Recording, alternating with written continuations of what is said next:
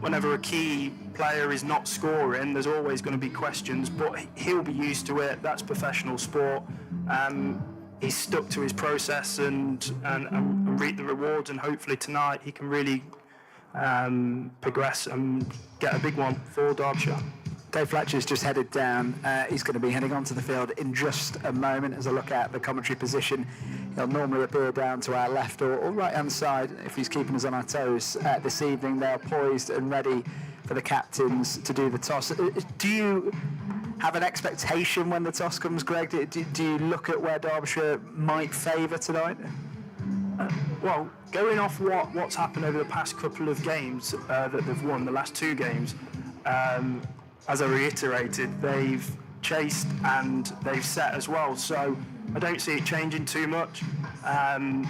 The pitch or anything like that. The last time that Derbyshire played down here, I believe, was against Northampton, and Samit said he doesn't see the pitch changing at all that much. So I'm sure Derbyshire will be confident whether or not they win or lose the toss, that they've got that momentum and that confidence behind them. Dave Fletcher's out there at the moment, heading towards the toss as we get ready for this one. We'll talk Mickey Arthur when the toss is over, Fletcher, and there's a lot to get into, because not just serious questions around an Aaron Donald, but there were questions around Mickey Arthur, as there always is if the team's not performing. How much will he have benefited from these last 2 games, just to give himself a moment to take stock and actually get some real performances out of his side? Well, he's just given me the thumbs up, so he seems quite happy with life at the moment, and why wouldn't he be after the 2 performances in the last 2 matches? Performances, we talked about why they couldn't get it together in the first 5, and part of that was that they had a bold role, they batted well, they couldn't put both of them. You have to put both skill together, because if you don't, you're not going to win.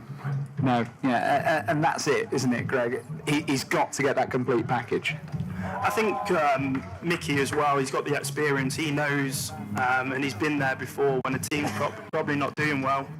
Just stick to the process.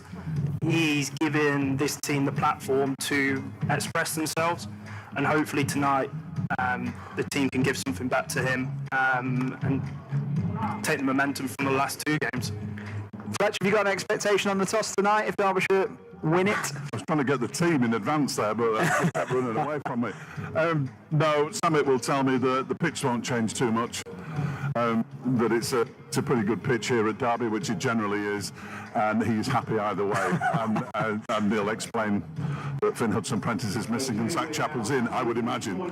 I don't know, but they're just about to perform the toss. Keaton Jennings is there with Samit and the 2 umpires. This is the bit that I absolutely hate, because having headphones on, you can't actually hear what's called and who's called what and what it comes down as. So we'll do our best, Fletcher. Yes. We'll do our best. Yes. But Greg, this is a crucial moment, isn't it, really, in the season? If you want to give these supporters that are here tonight, if there's going to be a big turnout, you want to give them something to hold on to after the last 2 matches.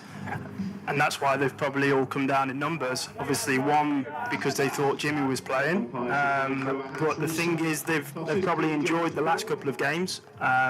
Great to always have success. And hopefully they can do the same tonight.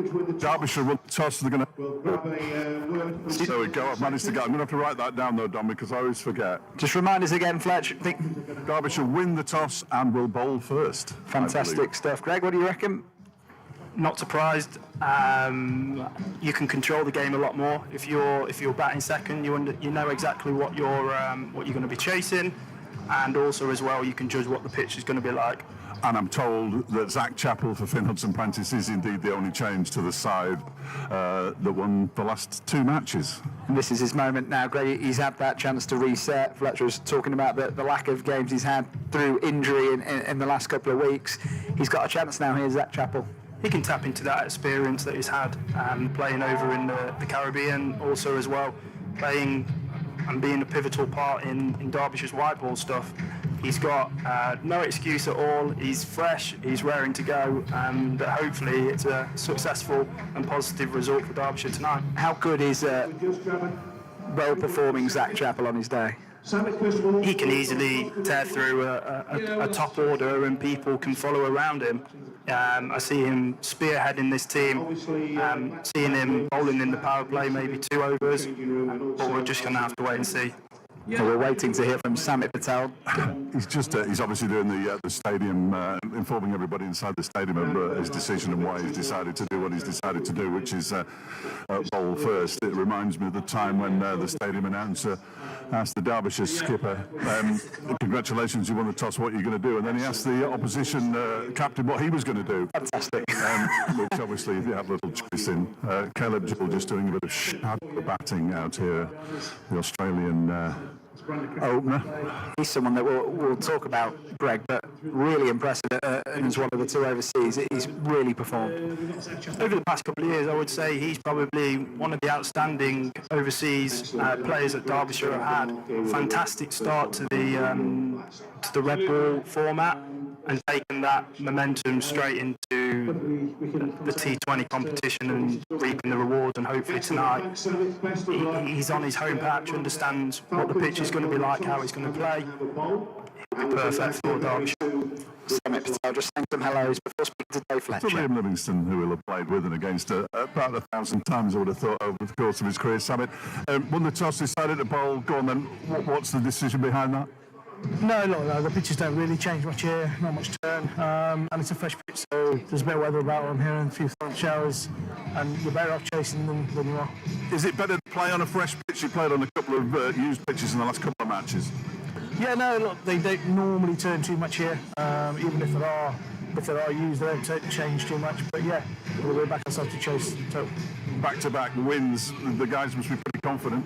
Yeah, the guys are in good spirits. There's a nice little feel around the group, but I have warned them that good teams don't just stop at 2 wins. Good teams go on to try and win 5, 6, 7 games anyway. Which is pretty much what you've got to do, really, isn't it, to put yourself in proper contention? Yeah, absolutely. I think that we're just going to try and play good cricket, see where it takes us. As I said before, 6 wins might sneak us through, might not. Everyone's beating everyone. So yeah, we're just going to try and play good cricket. One change tonight enforced, really, although you'd be delighted to welcome Zach Chappell back in place of Finn Hudson-Prentice, who's gone back to Sussex. Yeah, no, look, Jackie's back with us tonight. Finn did a great job, and hopefully we just keep the ball rolling with the ball. We've been nice and clear. Plans have been good. Execution-wise, everyone's still got work to do, including myself. So yeah, we're good. Go well tonight. Thank you. Samit Patel live with us out here. Derbyshire won the toss, decided to have a bowl first, and as Samit says, these pitches don't change. I knew what he'd say. They don't change that much, and they don't. Over the course of 40 overs, and you'll know Greg as well, over the course of 40 overs, the pitch tends not to change. So if you bowl first and you do get whacked a bit, the only thing is psychological, then you've got to be chasing a big total rather than the fact that you think, oh no, this pitch might change. It should be good throughout. And I think at the back of the mind, the performance against Northampton, trying to chase down a high score as well. Obviously, they don't want to be complacent. They've got to chase every run, but they can control the game a lot better. Yeah, well, Fletcher's making his way back up now. Plenty of other action happening in the Blast tonight. Games underway, but we're getting underway at 6:30, 5 minutes into them. Durham against Yorkshire. Durham 6, no reply at the moment, with 18 overs remaining. Northamptonshire taking on Notts tonight. Notts opening the batting at Wantage Road. The Bears take on Worcestershire Rapids at Edgbaston this evening. The Bears won the toss and will field. And in the South Group, Glamorgan 20 with no reply for now, with 18 overs remaining against Somerset at home. Surrey take on Middlesex. That one getting underway in 10 minutes' time at the Oval. Essex against Kent. Gloucestershire against Hampshire. And that is a rundown of the Blast games this evening. Greg, that was really interesting from Samit Patel. He's given this side a warning. He said, don't get complacent. You need to string more than just 2 wins together. And also as well, that 4 points is a big difference and a carrot to dangle for the Derbyshire guys. They know how to get to finals day. Granted, it was a while ago, but they know what they need to do. If they win tonight, maybe it's a bad time. Maybe they don't really need this window of red ball cricket. However, it will be massive and very pivotal in Derbyshire's season if they can get a good win against a very good side. In terms of the mentality in the dressing room and in the pre-match conversations tonight, how confident do you expect them to be? With Samit at the helm, he's a match winner. He understands the dynamics of how a changing room should be, and also as well he's been in changing rooms with match winners as well. So he's going to obviously try and emulate that in the Derbyshire changing room. And these guys are going to go out with no fear and put on a show tonight, hopefully in front of a large crowd under the lights. And this is where Simon Patel and his experience, this is why he's here, isn't it? He's got to guide this side. When Samit gets wickets, Derbyshire and also runs as well. He's got a lot of valuable runs. It makes a big difference, and it lifts the confidence of the team around him. We're listening to BBC Radio Derby, the voice of former Derbyshire all-rounder Greg Cork, alongside Dave Fletcher, your commentator as ever on everything Derbyshire. A reminder, if you want to get in touch with us tonight, it's derbyshirecricket@bbc.co.uk, our brand new shiny email address. You can text us 81333, start the text with the word Derby, WhatsApp 08000 321 333 with Derby at the front of your messages, or on social media, it's at BBC Derby Sport. We've got 23 minutes to go until we're underway here at the County Ground. Thank you. Yeah. Trail. Nicely done. Yeah. Do you have those Mickey stats? Thanks, mate. Sorry. I couldn't. Greg, was Fletch cutting out with you ever so slightly as well? Okay, I wasn't sure if it was my headset or it wasn't anything severe. It was just a little bit. There are.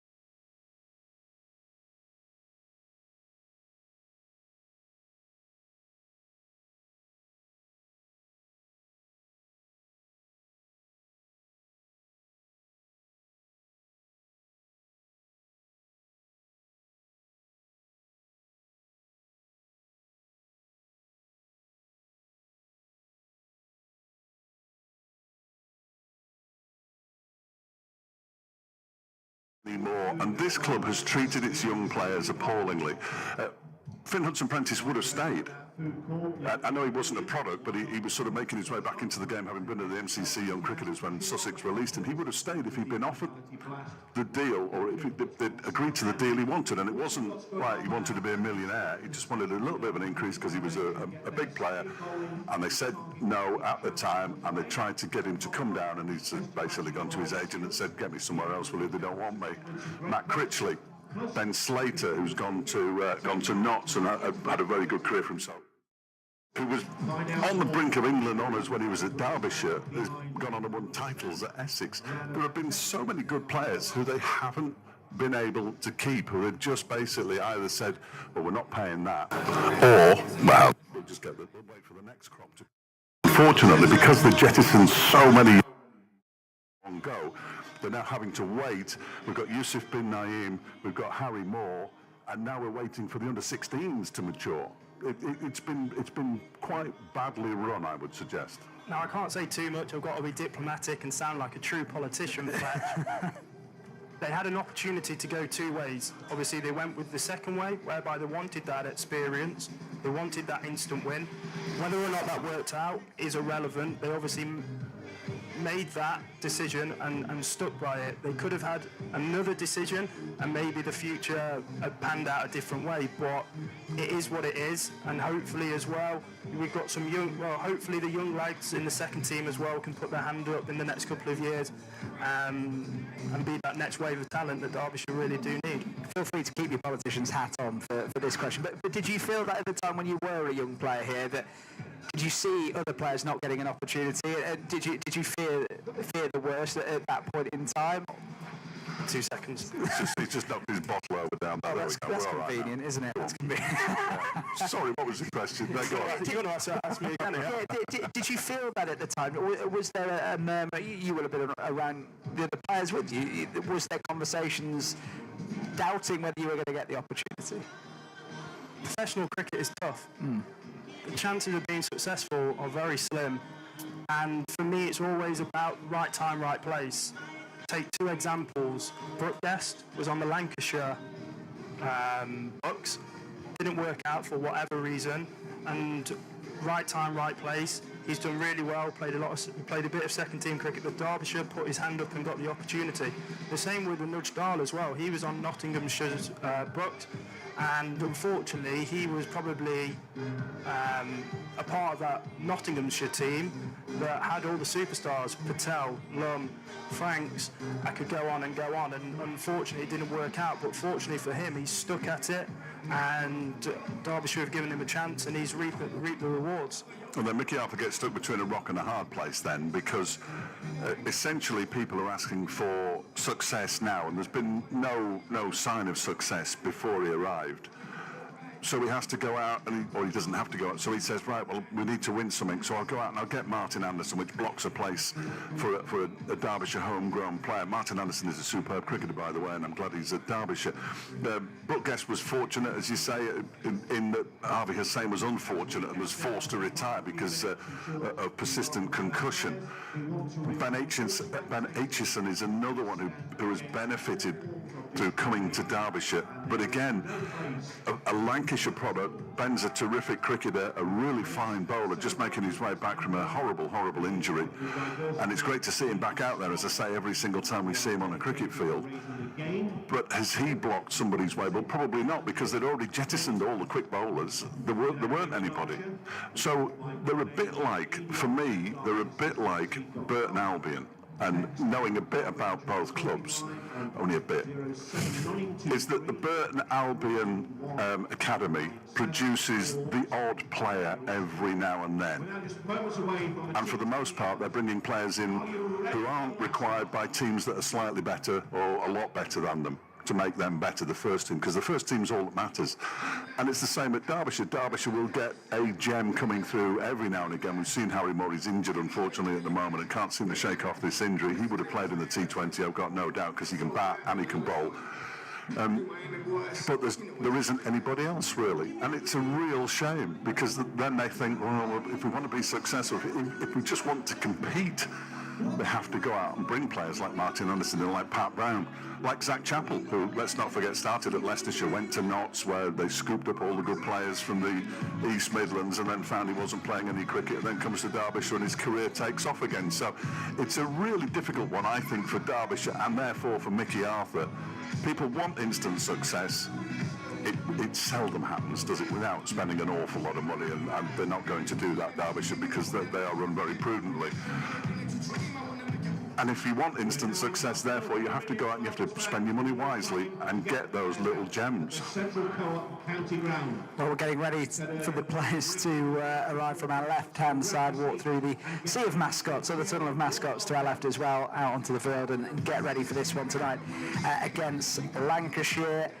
Just a reminder to you, at 7 o'clock on FM, BBC Sounds, Freeview and 11:16 AM. We will be staying here at the county ground for Derbyshire against Lancashire in this T20 Blast game to see if the Falcons can get their third win in a row and continue their resurgence in the Northern Group. Still bottom of the group as it stands. Could that change this evening going forward as well? An opportunity for Mickey Arthur to channel this momentum, the word that's been used by a member of our commentary team, Greg Court, tonight, on a number of occasions, momentum and how they carry this through. And also an extra incentive for you, if you would like to get in touch with us tonight and be the first person. Yes, who's going to be first? The first person to email derbyshire@bbc.co.uk with your thoughts, your predictions tonight, please get in touch with us, derbyshire@bbc.co.uk. I've never been so excited about an email address. Greg, you can't play. You can't have a go. Send us some really interesting emails. We're looking forward to them. Yeah, exactly. Keep them brief, though. Keep them brief if you can. Greg, easy question. How did Derbyshire win this game tonight? I think they've just got to restrict Lancashire early on in the power play.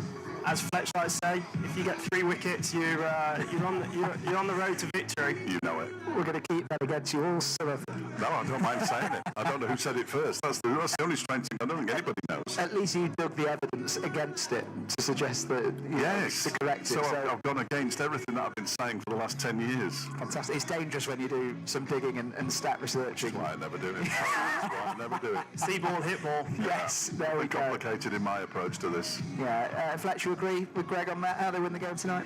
Yes, I don't think they want to be chasing much more than 175, 180. It might be difficult because they're a very powerful side, Lancashire. They've got 1 or 2 players who, if they come off tonight, it could be curtains for Derbyshire. But Lancashire themselves are under a bit of pressure. They haven't had the best start to the competition. They're handily placed and they know that they have to win this game as well. So that could work in Derbyshire's favour too. Harry Briggs, you are the first to email derbyshire@bbc.co.uk. Am I first? Yes. Derbyshire to make finals day. Harry en route to the county ground tonight. Hopefully you enjoy your evening tonight, Harry. Congratulations. There is no prize because we are the BBC and we will not be handing out prizes for anything. But if they get a victory, that is it. And consider that our contribution to your evening tonight. I hope it's a good one. And may the many emails continue to flow throughout the evening. Look, it's not all but done yet, is it, Greg? There was a lot of talk that Derbyshire season might actually be over 2 games ago. They've given themselves a window. Does Mickey Arthur even need to say much going into this one? Not at all. Derbyshire know exactly what they need to do to get the win on the board. If they get Liam Livingston in early, I think they've got a good chance of really attacking that middle order and hopefully restricting Lancashire to 170. Look, they've chased what did they chase? 196, 197 they've chased. Against Leicester, so they know exactly what to do. Second email, third email and fourth email coming in tonight. You loyal listeners, thank you very much. Prediction from Andrew says Lancashire to win by 41 runs. You're welcome, he says. Thank you for that, Andrew. Let's have some more optimistic ones. We've got a picture from Rob, who is just by the players coming out, by the Guard of Honour. He sent us a picture of his view tonight here at the county ground. It is a lovely setting in front of him as he looks out to the ground to the left of the mascots, and behind him is where the action will take place. And Paul has got in touch as well this evening. Thank you very much for your thoughts, Paul. Derbyshire out, Lancashire out. Let's get this one underway in the company of your commentary team, Dave Fletcher, from Derbyshire all-rounder Greg Court. Fletch, take it away. Thank you very much, Dom. Yeah, 2 teams out there. Derbyshire out in full force as they are bowling first. I think Mohamed Ghazanfar is going to kick us off, as he has done on a number of occasions, and he's picked up wickets early as well, the mystery spinner. To give you the two teams, Derbyshire, just that one change with Zach Chappell coming in for Finn Hudson-Prentice, so Caleb Julian and Aaron Donald at the top. Martin Anderson, Wayne Madsen, the skipper Samit Patel, Brooke Guest, Ross Whiteley, Zach Chappell, Mohamed Ghazanfar, Ben Aitchison and Pat Brown, but not necessarily in that batting order. Luke Wells and Keaton Jennings are out there.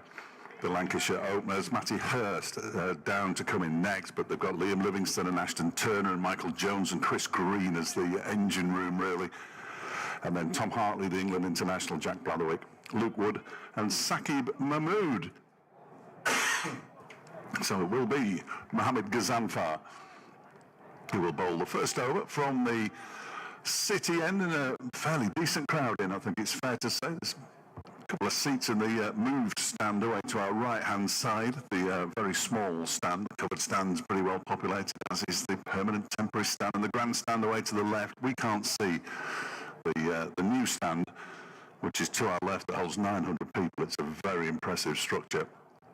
Perhaps we'll get some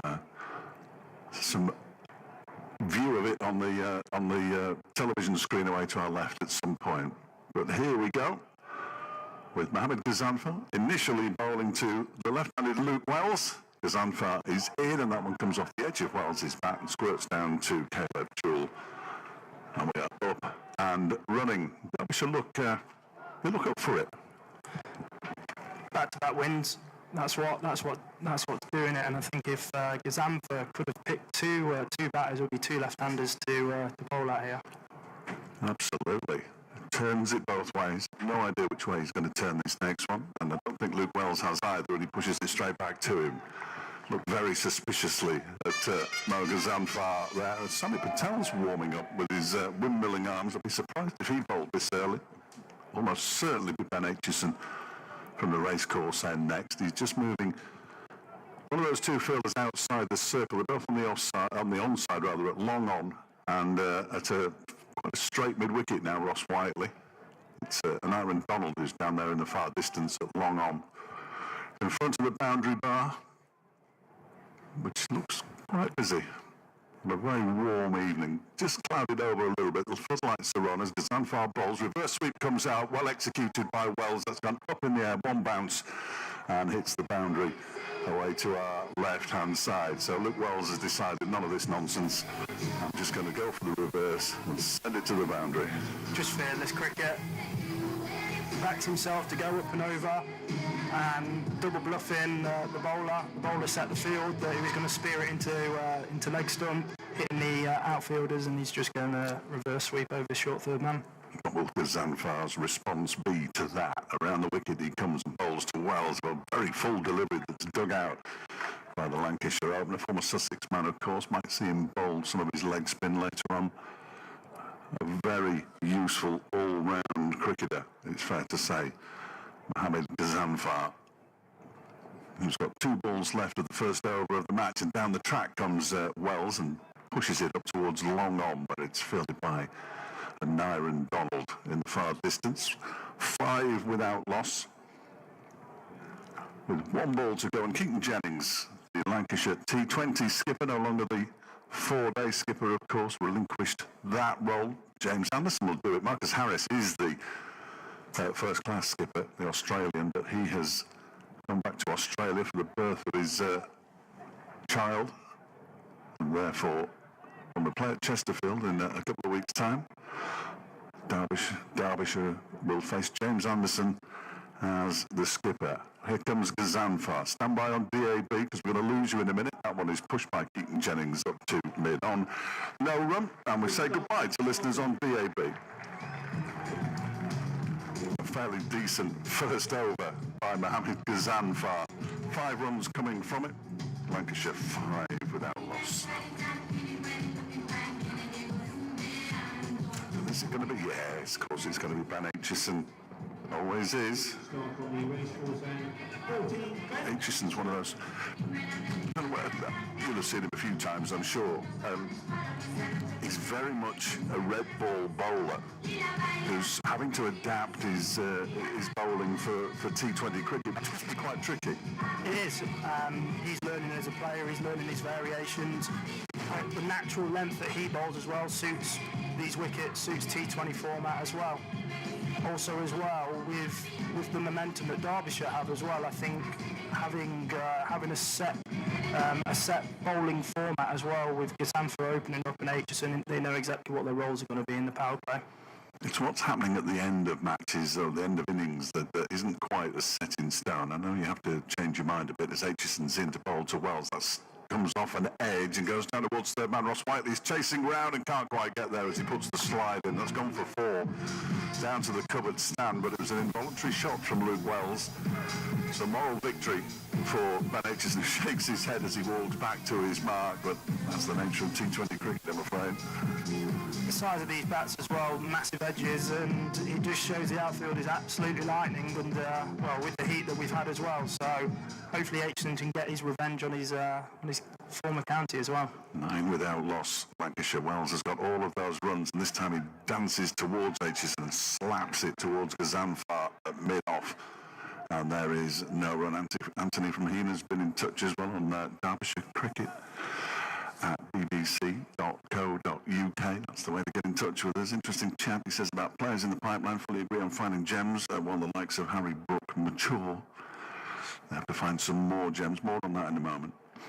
As Aitchison is in, and that's a full delivery that's put out by Wells and pushed again up to Gazanfa, who comes around to do the filling. He said the first time he saw Harry, he thought he was 10 foot closer to him than he actually was. An absolute unit. He is about 6'9", I would say. He's down to 6'5" in most of the books, but that's absolutely nonsense. He's huge. Still got some filling out to do as well. As Harry, good to see him back as Aitchison is in. That one's been lifted out into the leg side for 6. That is an enormous shot from Luke Wells, right in his slot. That length, it's not great for T20 cricket, and unfortunately Ben Aitchison's paid the price, Greg. And Luke Wells is trying to square of the wicket as well. It doesn't help that Aitchison's natural length is going to be back of the length, hip height, and that plays into Luke Wells's arc.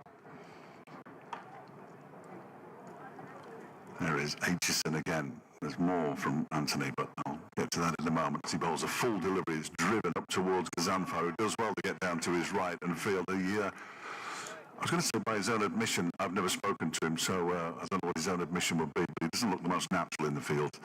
I mean, Gazanfa, so he did well to get to that one. Anthony can't be here tonight. He's on the south coast, really hoping for a decent result. He's surrounded by people, he says, who are claiming unconvincingly they know where the Rose Bowl is. Yeah. Don't go there, as this next one is crashed into the offside. That'll be 4 more to Luke Wells. There was a disappointing way for the over to finish, and 14 runs come off it, 19 without loss at the end of 2 overs, and all 19 of those have gone to Luke Wells, mainly because Keaton Jennings has faced just 1 delivery, but he looks in the mood. I saw a second-team game at the start of last season, I think it was just before the start of last season, which was effectively a first-team game, and he absolutely took Derbyshire apart with Wells at Old Trafford. He can do that. He can take any team away. Going back to the last couple of overs, when you're bowling the power play, I think the bowlers have to sort of understand that they are going to get hit for boundaries.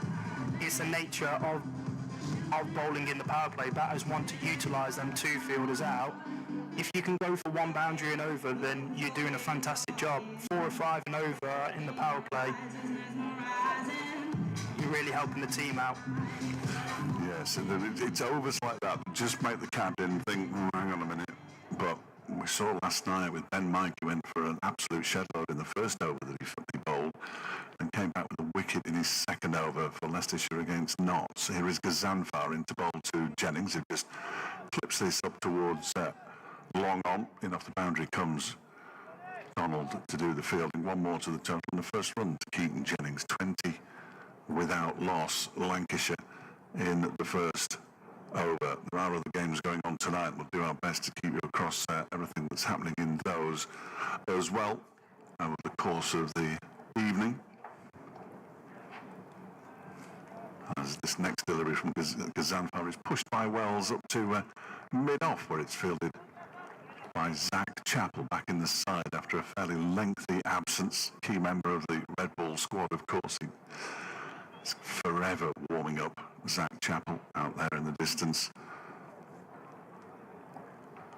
Gazanfar's just spotted something on the floor he didn't like. No idea what that would have been. But he's ready again.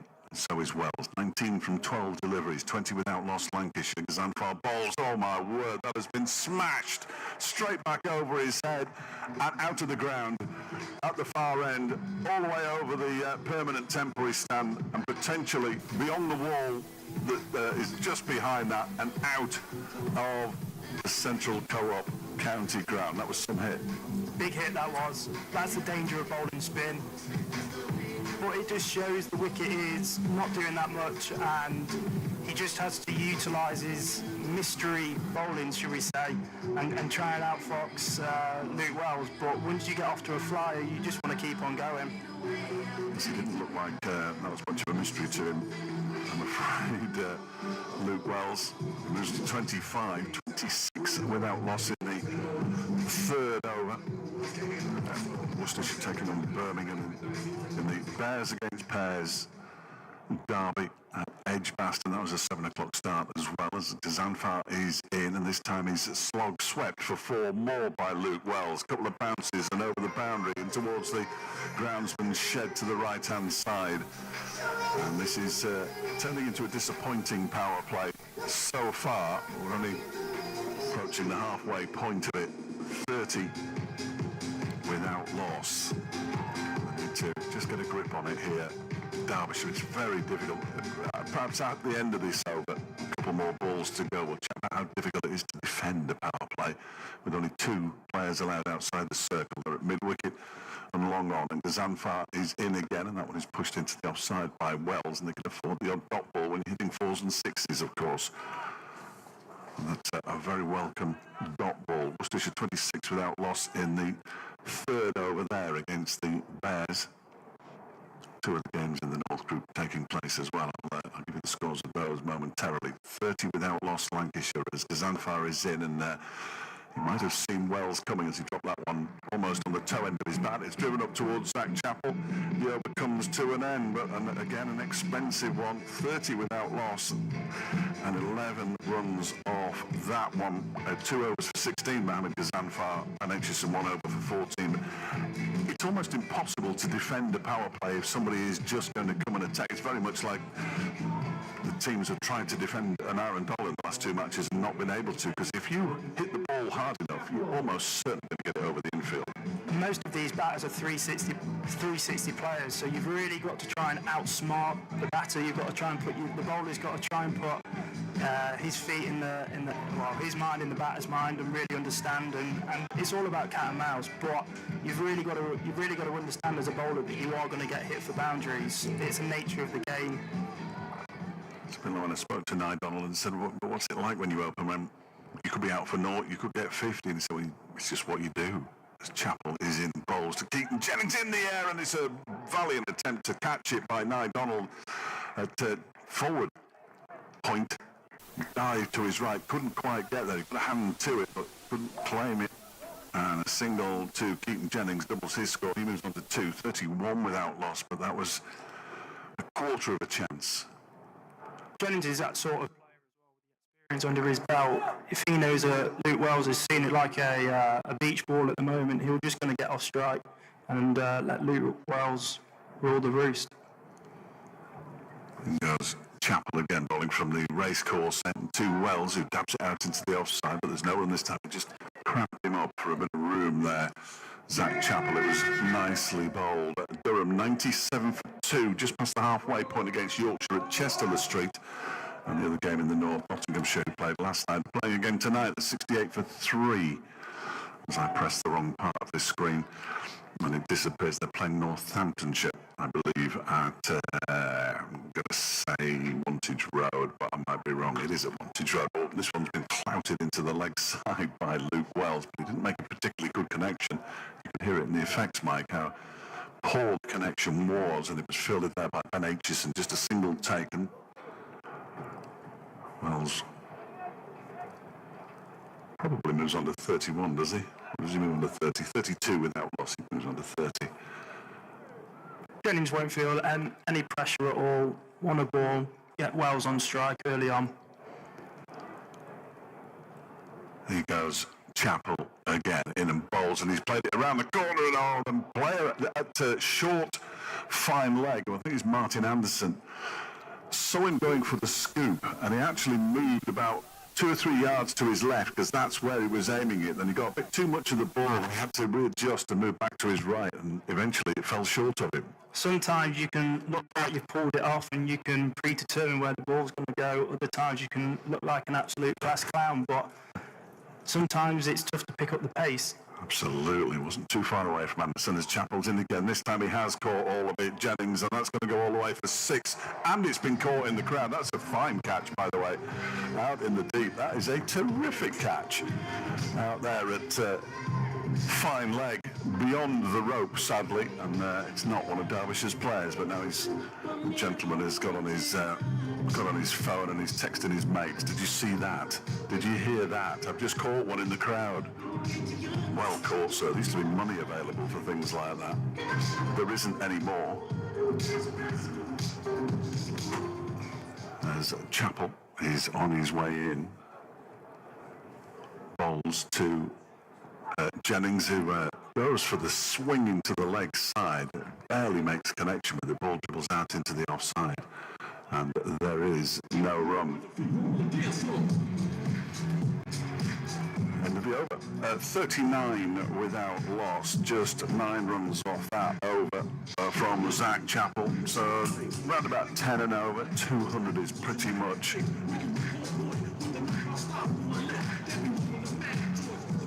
10 and over. Pat Brown's coming on now as well, so this will be interesting. Pat Brown tends not to bowl too much in power plays. He's more of a middle section and death bowler with all his variations. He doesn't seem to have as many variations this season for some reason either. But he's still Derbyshire leading wicket taker. Yeah, no, I'm not going to 19 wickets. He has gone from a fair few runs, but usually he bowls back end, as you said, with all them slow balls and variations. So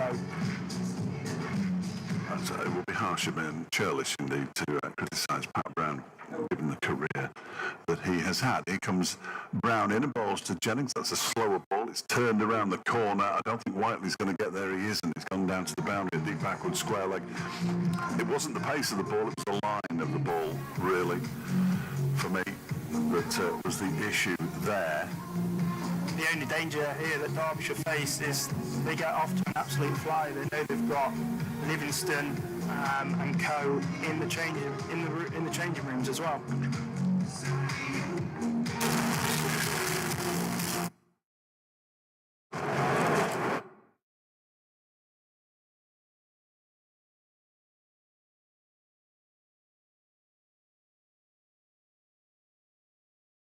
Into leg does Keaton Jennings. The ball dribbles out to Caleb Jewell at short third man. And they go through for a single. Jennings moves on to 14 from 8, 44 without loss. Love to know why they're struggling next door, but apologies for the disappointing sound quality.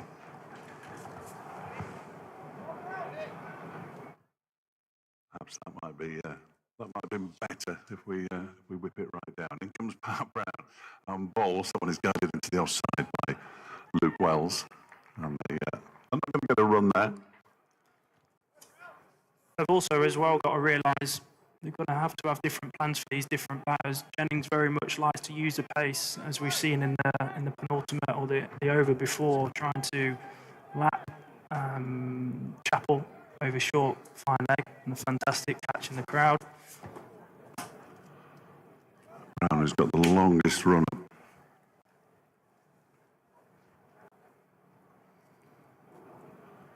Bowls now short of a length and pulled into the leg side, but straight to at the backward square leg back boundary. And they go through for a single. Wells 31, Jennings 14, 45 without loss with 2 balls of the 5th over to go. It's been a decent over so far from Pat Brown. Just 6 runs from it. Needs to get out of it now with a couple of deliveries to go. Especially having gone for a boundary from the first ball. It's been good. And Brown sets off once more. Running towards us from the city end and balls to Jennings. A slower ball almost foxes the Lancashire skipper, and he has to turn it down to fine leg, where it's fielded by Martin Anderson with 2 S's. And they take another single, 46 without loss. So the 2 men outside the circle, and Aaron Donald at for mid-wicket, really, and a backward square leg. That's Ross Whiteley.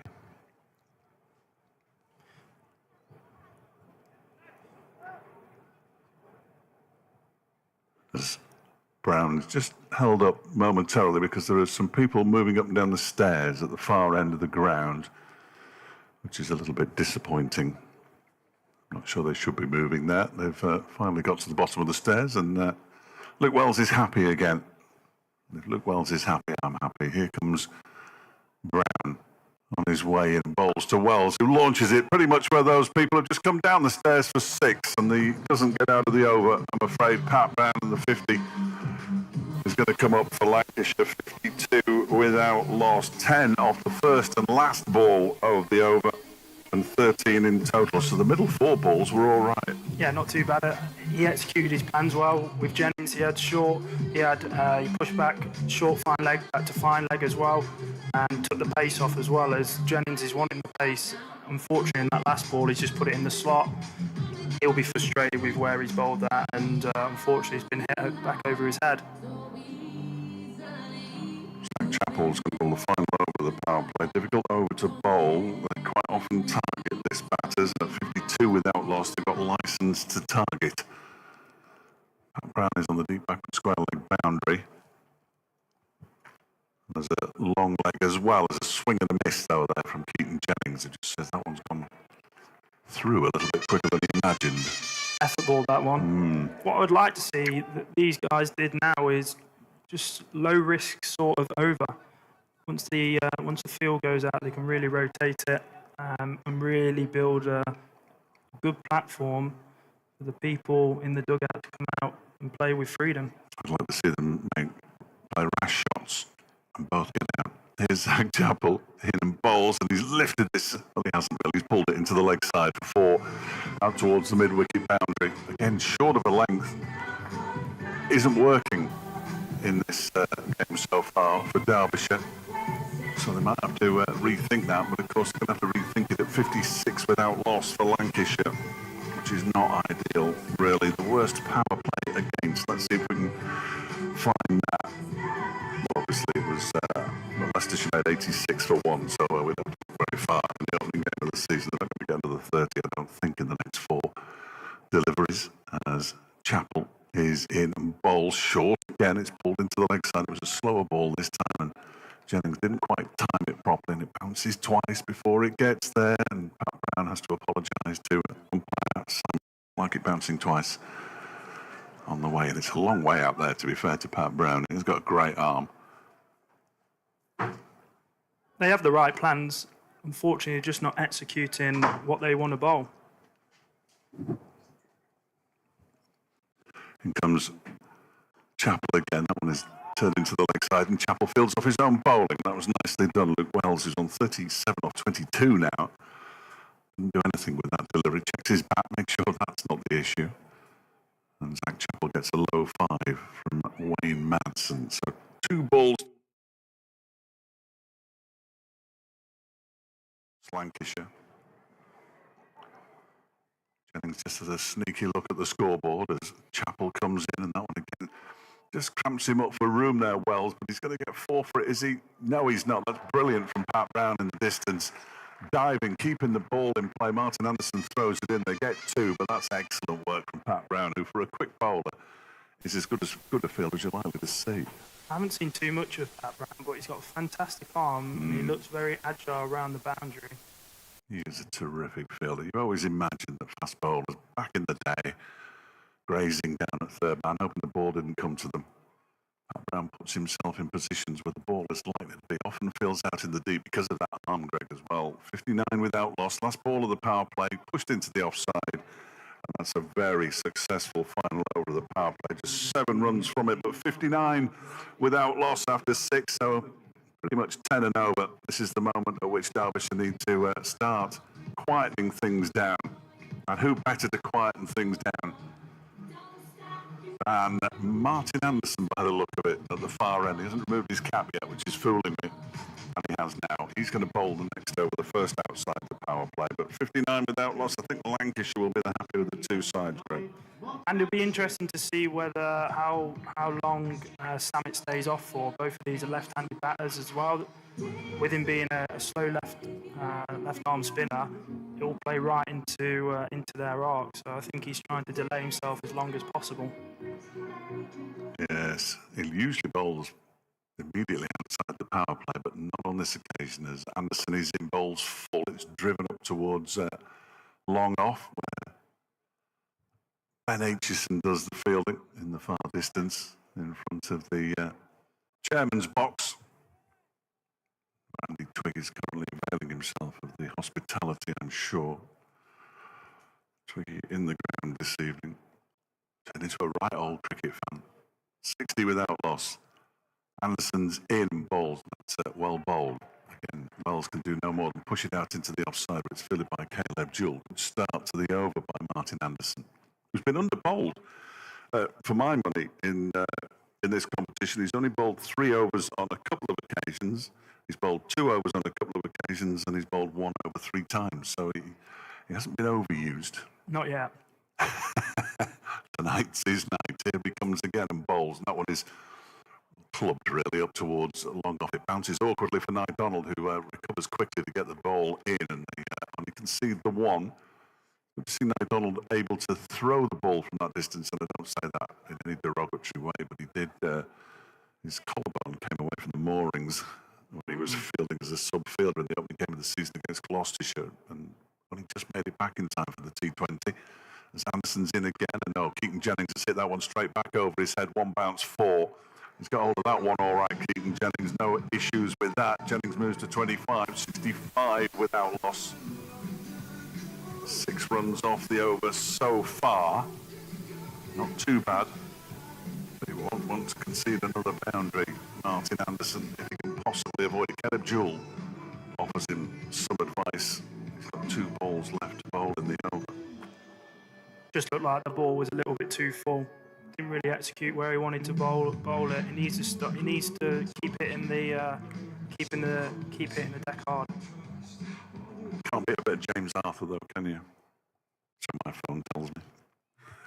Here comes, never heard of it before, Anderson in again, and this time he's guided out towards the cover boundary where Pat Brown will do the fielding and throw it in with just 1 bounce this time. 66 without loss. Wells has 40, Jennings has 66. A good start for Lancashire, but good starts, as we know. Only 2 well. Not necessarily the be-all and end-all in T20 cricket. With my newfound stats. Here comes Anderson again, and he's just going to get a single there. Wells up towards long off. Final ball of the over. 67 without loss. 8 runs from that one. Decent enough over. First one outside the power play. Yeah, just one boundary conceded. If they can try and slow the scoring down for as long as possible, may both batters hit unforced errors. Hopefully they can slow everything down and really attack the top order of Lancashire and that middle order. There's your man, Samet Patel. The problem being that Liam Livingston and Ashton Turner and Michael Jones and Chris Green and Matty Hurst can all hit the ball a very long way. And if they're not under pressure to preserve their wicket, then it just sort of gives them that freedom, doesn't it? Just amplifies that fearless cricket. Here comes Samet then, over the wicket initially to Wells. That's called wide. As it goes outside the blue marker, the guideline that the umpires have. 68 without loss. He tries again, and this one is lifted into the leg side. It's going to go over Pat Brown now. It's going to go all the way for 6. Liam Livingston retrieves it from the steward as it goes over the boundary and over the advertising boards as well. Sammit's got a problem here. I'm guessing as well, if they keep on going like this, I wouldn't be surprised if they promote Livingston in next. Looks like he's ready, doesn't he? Over by the Lancashire dugout on the far side of the ground. This next delivery from Sammit is crunched down the ground towards Zach Chappell, who fields it at long off, and they go through for a single. Wells moves on to 48.75 without loss. He is approaching a half century, but by no means a half century anywhere near as quick as an Aaron Donald's 3 quickest, as that one is launched down the ground. It's in the air, it's towards Nye Donald, but it bounces 5-6 yards in front of him as he comes in off the boundary, and Jennings picks up another one. 27 to Jennings, 77 without loss halfway through the 8th over. After Lancashire were put into bat by Derbyshire. This one is launched straight down the ground. It's going to bounce on the rope. That's 6. David Milnes, the umpire, will ask, and Aaron Donald absolutely correctly says, yep, right on the rope. And that is a 6, and it's a half century. But Luke Wells, 54, he moves on to with that 6. Well, he's now hit 5 6s and 4 4s. In his 54 not out. And now he's gone again, and that's going to go straight over the head of Zach Chappell, who puts the leap in and goes for 6 more. Chappell did what he could, lost his sunglasses in the process as well. And that's back-to-back 6s for Luke Wells, who moves on to 60, and it's starting to get slightly worrying here at 88 without loss. Feel like he's in sports mode now. Just asking for another pair of gloves. Must be pretty hot out there. It is. Now, it is, well, it was at the toss. It was remarkably warm. It doesn't look it's much warmer than it looks, actually, as Sammit's in again. This one's drilled along the ground by Wells out towards Zach Chappell again. Final ball of the over. 89 for no loss, and that was a 22-run over for Lancashire, and that is far, far too many. There's towels and drinks and all sorts of things are brought out for the batters. David Milnes, the umpire, doesn't look massively impressed by that. I can't say that I am, really. You're only out there for 20 overs maximum. You do not need a drink. You do not need a towel down. Get on with it. It's supposed to be the quickest form of the game. It's easier said than done. I think Patel potentially may think twice about whether he should have put himself on there. I think so. Only because they're both left-handers, not because of the outcome. I always find it interesting as well, being the captain and bowling. Do you keep yourself on? Do you tell yourself, hold fire? Especially with the personality and character that Sammit is, and he's always up for the battle as well. Well, it's very rare that Sammit doesn't bowl all 4 of his overs. In fact, he has bowled all 4 of his overs every time he's bowled. He missed a couple of games, but he missed the second half of the Notts game. Here's Martin Anderson in and bowls. That one has been lifted out towards the extra cover boundary for 6 this time by Luke Wells. I said I'd seen him take the Derbyshire attack apart in a second team game, which was effectively first team players. I'm not sure if it was last year or the year before, if I'm entirely honest with you, but he's taking the Derbyshire bowling attack apart again. He's moved on to 67 now, and Lancashire up to 95, and we're only in the 9th over. And it looks like they might be chasing something that they've never scored before in T20 cricket if they're not careful here, Derbyshire. And they very rarely chase 200. They very rarely score 200. They're chasing it. Even at home, it could be tricky. Looks a good pitch, but you've still got to bat well on it. As Anderson is in, and Wells lifts this down towards long off this time, where I think that's Zach Chappell, is it down there this time? Yeah. He went one way, then came back and went the other way, and eventually read the spin nicely. And as a result, kept them down to a single, 96 without loss. Wells up to 68 now. Jennings has 27 off 16. And now he remains on 27 off 17 because he plays the ball off the back foot. Very strange looking shot, and it's picked up by Caleb Jewell, who runs across to give it to Martin Anderson. Jewell, the Big Bash winner last winter, of course. Bags of experience, moving to the Renegades for the next edition of the Big Bash. As Anderson is in, and that one has been lifted up towards Zach Chappell. He's not going to get there to catch it, but he will stop it from going over the boundary. They come back for a second as the ball is on its way in. I'd like to tell you which end to which Zach Chappell threw that, but it actually bounced about in the middle of the pitch. As Jennings moves on to 29, 98 without loss. Every dot in this period of the game as well is gold dust. Even if you're not taking wickets, the next best is a dot ball. As it goes for the reverse this time around, Gazanfar, who doesn't look a natural fielder, as I said, has missed that one completely and it's gone for 4. And you really do have to try and hide Mohamed Gazanfar. And unfortunately, Lancashire found him. And as a result, they pick up a boundary and 3 figures are brought up. 102 without loss as Jennings moves on to 33. It's a big unit to get down quickly, and it's a horrible place to field as well. It's a circle, and it's a short third man. He apologises to Samit Patel, but really should be apologising to Martin Anderson.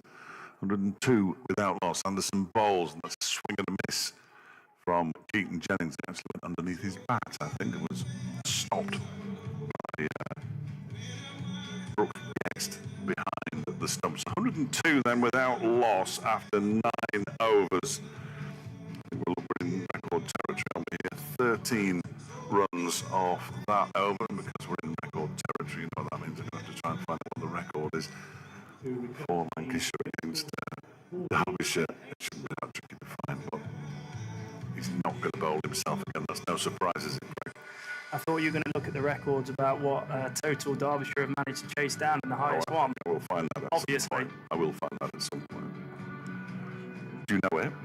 No. Good. I'm relying on you. Oh dear. No pressure at all. That's not good. Nobody needs to be relying on me. It's going to be Ben Aitchison rather than Samit Patel from the race course. Then he's going to be bowling to Luke Wells, who's on 68. Bowls a full toss. There's a run out, because the ball has been hit straight back at Ben Aitchison. He's got a little touch on it, and Keaton Jennings has to go. Jennings is run out for 33. Could that be the little bit of luck that Derbyshire really need to get themselves going in the field? It's quick work from Aitchison getting his right hand down. It's a horrible, horrible way to be dismissed. And Lancashire 102 for 1. Something like that can really spark the Derbyshire Falcon team. I think Samit's going to get everyone together now and really try and ask them to execute their plans. They've got the right fields, they're just not executing, they're hitting the wrong length, and that's when it's being sailed over to the boundary.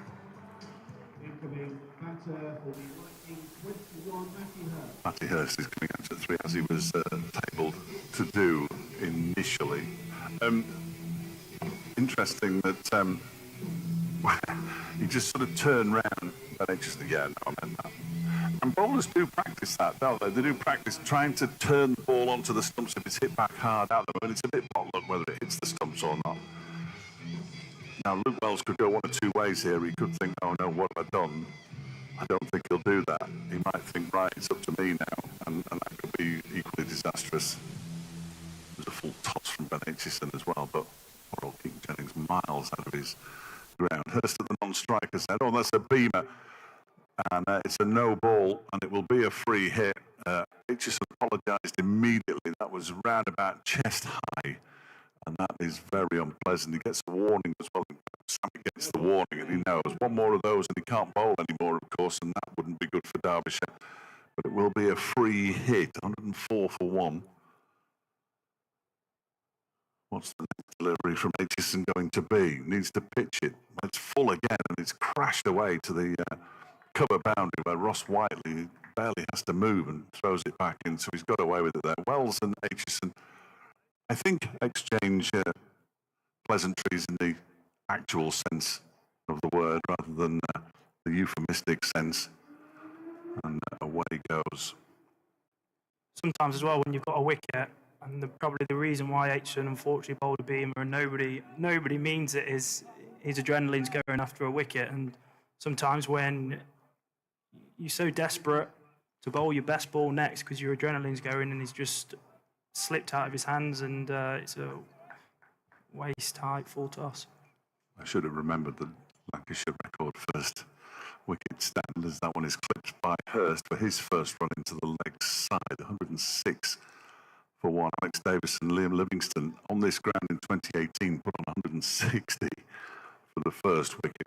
Yeah, I can only imagine that Lancashire won the game. I'd be mightily surprised if they didn't. That was in 2018.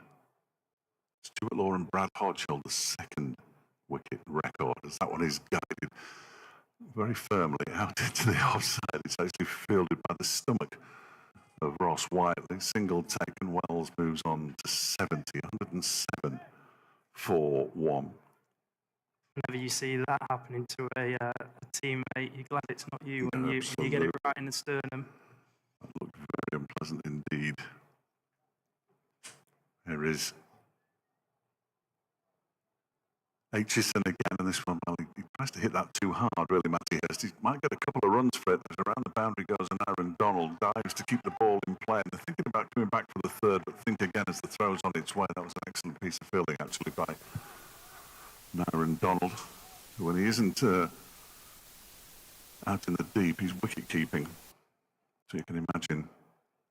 And keepers as well, the ground fielding is some of the best. But you can also see from his throw that he is a keeper. Here comes, that's harsh. Here comes Aitchison and bowls. That one has been crashed towards Samit Patel, who does well to field. I thought that was going past Samit Patel, actually.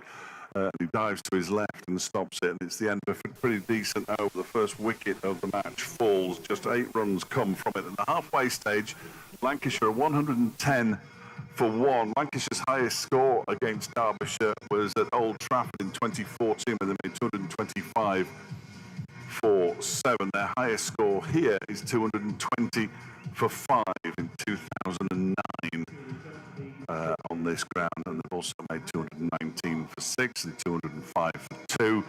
And Derbyshire don't make 200 very often. Here's Gazanfar on his way back into the attack with the current run rate far too high as far as Derbyshire are concerned. 11 and over is too many. Gazanfar in and bowls, and Hurst clips that off the back foot into the leg side out towards Pat Brown, who's now going to have to shield his eyes from the setting sun as well, which has reappeared here at the Central Co-op County Ground. Single was taken. Hurst moves on to 5 off 4. And Derbyshire 111 for 1. The imposing presence in the next box suggests that Blair Tickner's in the building. Just lost sight of the sun momentarily. As Gazanfar bowls, this one's been lifted up towards long off by Wells. Single taken. And that's Pat Brown again, who's up there at long off on this occasion. Wells moves on to 71 off 39. I'm trying to remember the name of that competition that he's in, but I can't remember it. I'll find it. Gazanfar bowls. This one's been hammered out towards the members' pavilion for 6, out towards Cow Corner. And 6 more to the Lancashire total. Wells on 71, but that was Hurst who joins the party. He moves on to 11, 118 for 1. As Gazanfar's in once more. That one's clipped into the leg side. More work for Brown to do. Does it. Keeps him down to a single. Hurst moves to 12, 119 for 1. 2 balls left in the over. Then we'll bring everybody's favourite Kiwi into the conversation. Well, he's certainly mine. For now. 119 for 1. This year, anyway. And last year, as it turned out. 119 for 1. Gazanfar is going to be bowling to Luke Wells, who's on 71 off 39. He's in and bowls, and it comes down the track and lifts that, and it's gone over the head of the man at long on, Zach Chappell. That's twice the ball has gone over his head and a long way into the crowd. Another 6 for Wells, who moves to 77. 125 for 1 with 1 ball of the 11th over to go. 15 off this one so far. Umpire Simon Widdop has a little inspection, a cursory inspection of the white ball. Passes it back to Gazanfar, who will now bowl the final ball of his 3rd over. He bowls it to Wells. He goes back, pushes it up towards long off for one. Are they going to come back for the second? They're not. 126 for one after 11 overs, 16 runs from it. A very good evening indeed to Blair T. How are you? Yeah, good, thank you. How are you? Good best. Very good. I see you had a bowl this week. Yeah, I've been back bowling for a few weeks now. I've just been training with the second 11 guys. Get ready for red ball, not being needed here. So obviously we've got 3 overseas to fit into 2. So I've just been playing with the boys and still haven't lost a game this summer. So we 2s took it out Yes. against the York. So it was actually quite nice. A few runs there actually. So 59 was it? yeah, it's something like that, not out, you know. Something like that. Yeah. Can't remember the exact number. Can't remember the exact number. He's been watching the highlights. as Yeah, well. yeah. Just Absolutely. in case I'm needed. Well, that's been a feature of the red ball side that it bats a long way down, so you may well be needed perhaps on Monday. Yeah, unfortunately, Jack Morley, hopefully he's listening, threw it away again and left me stranded. So, yeah, he still owes me a couple pints. I've seen an interesting run out as well as in comes Pat Brown, bowls down the leg side. That'll be wide, 127 for one. Nick Potts, you barbecued him. No, I don't think so. A ball that lifted a little bit missed his rib guard, and he looked at me like a possum in the headlights and started running down at me. I said, "I'm not going anywhere, son." You didn't look like you were going anywhere No, on the video clip that I saw I'm lining today. up the spinner down the other end, so I just stood there and looked at him, and unfortunately, yeah, he was run out. 127 for one. Pat Brown begins the over again, and this one's held around the corner and not held by Gazanfar at short fine leg. He dived to his left, got both hands to it, but couldn't claim it. He drops a lot of his own bowling. I'm not sure if you can really guarantee that he's going to catch any off somebody else's bowling. He made a good effort, really. It was a little trickier than perhaps I've made it out to be. You know what I'd love to see, Flash? Not a chance. You know what I'd love to see? I think the fans are actually calling for it. Yeah, I just got a text in actually. I'm 62. Did you not get my email? I've just sent in an email. 62. It's not happening. A few high balls at half time, I think we have to organise. I think he's dropped 3 off his own bowling already this season. I mean, his figures have been much, much better. He isn't in the side for his fielding now. His batting has come on a bundle. He's got his highest score in T20 cricket this season. Brown is in to bowl to Hurst. That one's lifted straight back over his head. That'll be 6. As it crashes into the sight screen down below us. Zach Chappell just stands there with his hands on his hips at mid-off, thinking, what on earth are we going to have to do to stop? This has been quite an onslaught. I don't know how much you've seen a lot of it. Yeah, the wicket's obviously good. They're hitting through the line. His short, straight boundaries, obviously, even some balls that have been heavy or even Gazanfar, his bowling last over, balls just hit through the line, really, off a good length ball. So it's obviously a really good wicket. So trying to reduce anything under 200 would take, obviously. As Brown is in again, that one is pushed into the offside by Hurst and straight to Samet at extra cover. Hurst on 18, Wells on 79, 134 for one. Tell me about the global T20. Central Stags are going for world domination. Yeah, we are. We're lucky enough to get invited, so I'll be jetting off on the 6th of July, I think, and we've got about a week of games, I think. Hopefully make the final, and there's teams like Hobart Hurricanes, Guyana's there, and obviously Zach Chappell and Leb going as well. We're going to lose half No, the team. so he's he's moved, with the hasn't he? He's Renegades, moved. yeah. Of course, he's moved. Yeah, he's not wanted anymore. He's Brown in again and bowls short. It's pulled away round the corner. One bounce 4 by Hurst. He moves to 22, 138 for one. We're in the 12th over. So where are you jetting to? So we fly from Heathrow to Miami and then Miami to Guyana. Which in Guyana again? It was in Guyana last year or earlier this year. Not very good at my South American geography, so don't. But it's in the northeast of South America. Yeah. So don't ask me too many questions. I just know I'm getting on the flight, hopefully winning some games, and then come home with a trophy, hopefully. Providence, possibly. Guyana. Anyway. What is the winner, guys? Is it just trophy or is it financial benefit? There's financial benefit, yeah. Do you need a 12 man? Do you need a 12 man? Me and Flash can come down. I need a commentator, maybe a few commentators to come. Yeah. I'm all over that. Because Pat Brown, and again, to bowl to Hurst, who dances down the track at him and just smacks it back down the ground for 4 more. Hurst moves to 26 now, and Lancashire up to 146 for 1. They're going to threaten the highest score against Derbyshire. I don't think there's any doubt about that. And Derbyshire are going to be chasing for a score that they've never scored before.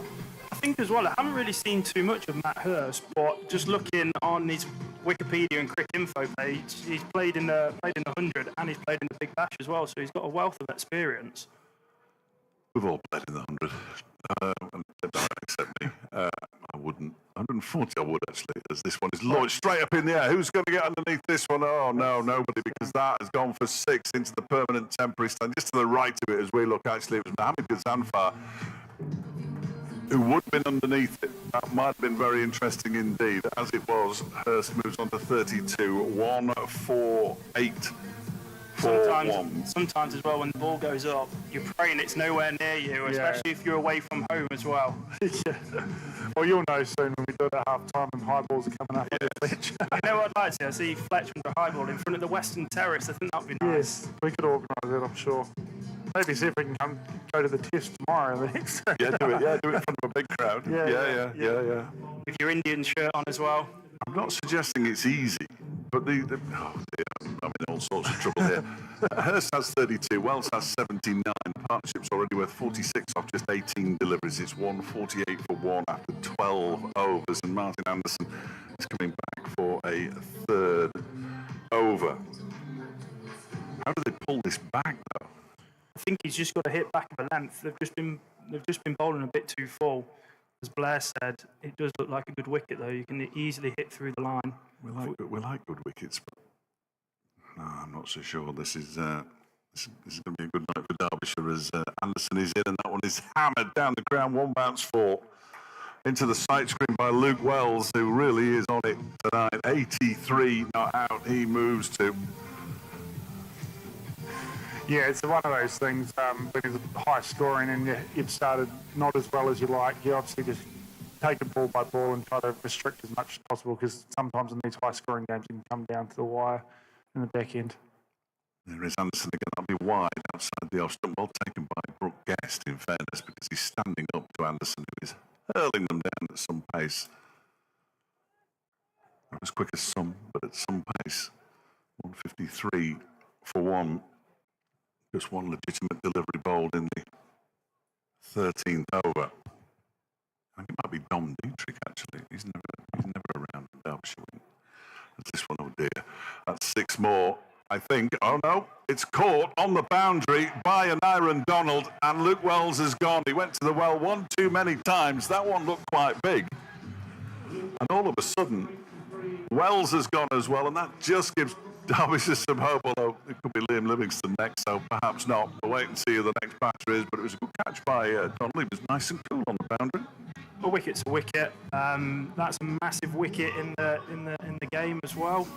Wells looks like he was just going to keep on going and going, and was really going to put any bad ball away or any good ball away, especially on this wicket as well. But Derbyshire have got a massive task on their hands now. Liam Livingston, we all know what he can do. Played at the highest level. Yeah, obviously the new batter still has to start again, so obviously Wells had the pace of the wicket and still good to get him out, so hopefully starting with a new batter we can create some sort of pressure and produce him under 200 would be amazing. Please. Amazing. You said that very optimistically. Amazing and possibly unlikely. I think it is Liam Livingston. Dear, oh dear. Just what you want. Well, I wasn't picked up in the Big Bash. I mean, but wasn't picked up in the Big Bash this year. Having at one time been a number 1 pick. And also as well got dropped by England, didn't he? Yeah, I mean, he's having a bad year so far. 153 for 2. Anderson is in and bowls a short delivery to him that he cuts away out towards the backward point boundary where Ross Whiteley does the fielding with that slinging throw, gets it back to Brooke Guest. Livingston off the mark. 154 for 2. Samet warming up again. For right-handers now, he might be better. He didn't enjoy bowling to the 2 lefties as he went for 22 runs with a couple of 22-run overs in this innings so far. As Anderson is in, and that one is pushed back towards him. He dives to his left and gets a hand on it. Wishes he hadn't. And Hurst moves on to 33, 155 for 2. Anyway, get back to the proper stuff on Sunday. That's the good news. Get back into it. Off to Bristol on the bus tomorrow. Lovely. The M6 and M5 is beautiful at this time of year. 35 degrees of heat. As Anderson is in and Livingston just pushes that into the onside this time. Hurst wants a second. It's not there as Donald gets around to do the fielding. Single is all they get. Hurst moves to 34, 157. No, it was Livingston. Obviously, who moves on to 2, 156 for 2. As soon as I start thinking about something else, I go. As Anderson is into Hurst, who clips that one into the leg side. Who do you want to be sitting next to on the coach down to Bristol, and who wouldn't? Yeah. I tend to go quite far down the back of the bus. You want to stay away from the coaching staff, obviously. You want to stay away from the middle because that's where the toilet is, and you don't want to be close to that. So I'm about 3/4 way down the back, and you get characters like Caleb Gill or Who's Zach, quiet. but then you've got another guy on the other side, Zach Chappell, Who isn't quiet. Yes, so it's sort of balancing act. Chuck your headphones in sometimes and just have to put some white noise on, really. But, And are you a Netflix guy? Yeah, I am. I do watch shows, but I haven't been around the guys a lot lately, so I'll be ready to get involved. Samet begins a new over, and he's been launched for 6 by Matty Hurst out towards the long on boundary. Turns around, gives him one of those looks that only Samet Patel can give a batter. Stands there with his hands on his hips. And Lancashire move to 163 for 2. Hurst already up to 40. He's only faced 14 deliveries. Yeah. Leg room must be an issue. Yes, we've got a bit of room on the bus, so across the legs, across the middle. Samet bowls a full-length delivery, and it's dug out by Hurst into the offside. A cheer from the crowd, an ironic cheer from the crowd for a dot ball. There have been too many of those. That's the first for a good while. There's been a lot of singles taken. This time it's a wide from Samet. He's trying to keep it away from Hurst, but keeps it too far away from him outside the blue guideline. 164 for 2. I'll have to bowl that one again. It was in between the umpire and the stumps, and that one is played out towards Pat Brown on the cover boundary for a single by Hurst, who moves to 41 off 16, 165 for 2. Derbyshire's highest score in T20 cricket is 231 on this ground 2 years ago against Leicestershire. I've always wanted to know why Samet, when he bowls, comes in through. between. Yeah, I comes know. through the wicket. I've played against him a few times. It's awkward, I think. That one is clipped into the leg side by Livingston for a single. Livingston run a ball 3.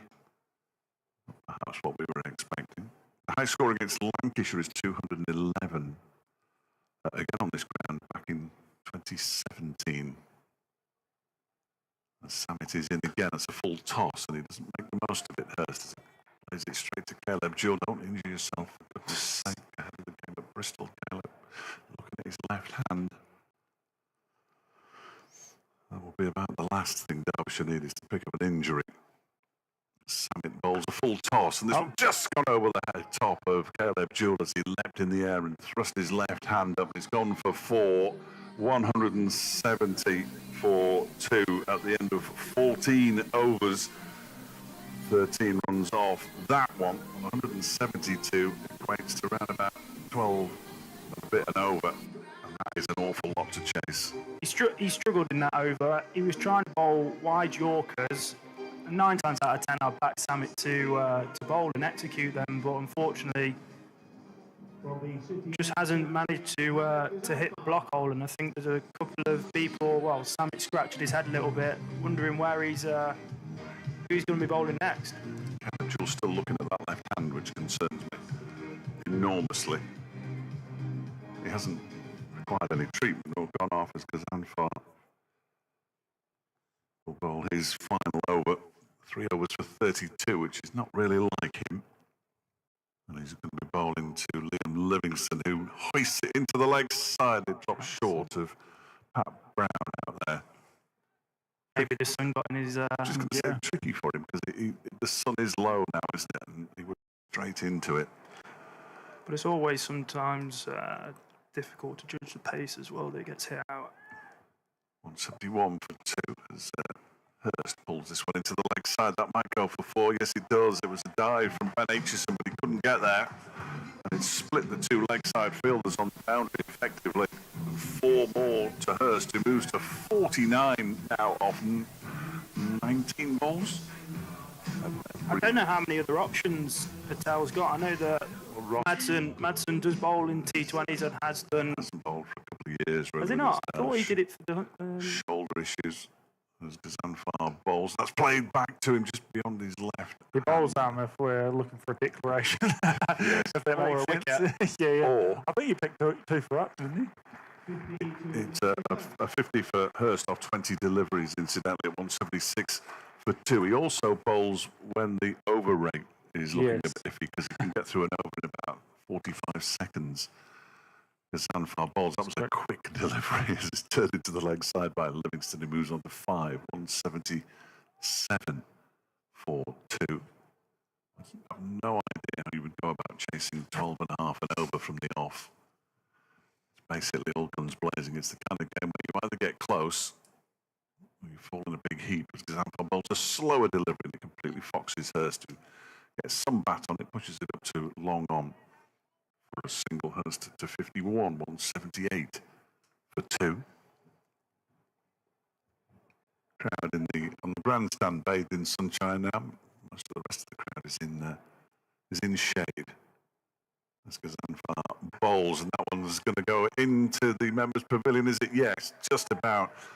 Nyron Donald ran round the boundary in the hope of getting there, but he goes all the way for 6. Wayne Madsen has a little look round at the score, but he won't really like what he sees. 14 off that one, 184 for 2 after 15 overs. And this is not going well at all for Derbyshire. And there's a committee meeting going on now between Zach Chappell, Caleb Jewell, Wayne Madsen and Samit Patel. It might be a bit late for a committee meeting. Aitchison's got 2 overs left, Chappell 2, Brown 2, Samit's got 2. I don't think he's particularly keen to bring himself on. Martin Anderson has 1. Ross Whiteley could bowl. I'm not sure he's bowled once, I think, this season from memory. Ross Whiteley. He bowled 1 over against Notts in the defeat here, and he went for 15 runs. We haven't seen him since.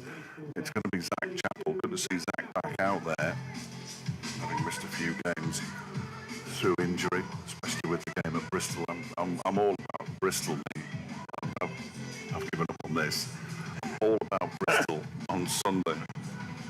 And a good start there, the 3rd win of the season, the continuation of the promotion push, because there is nothing the ECB would like less than Leicestershire and Derbyshire getting promoted to the First Division. That would be amongst the ECB's worst nightmares.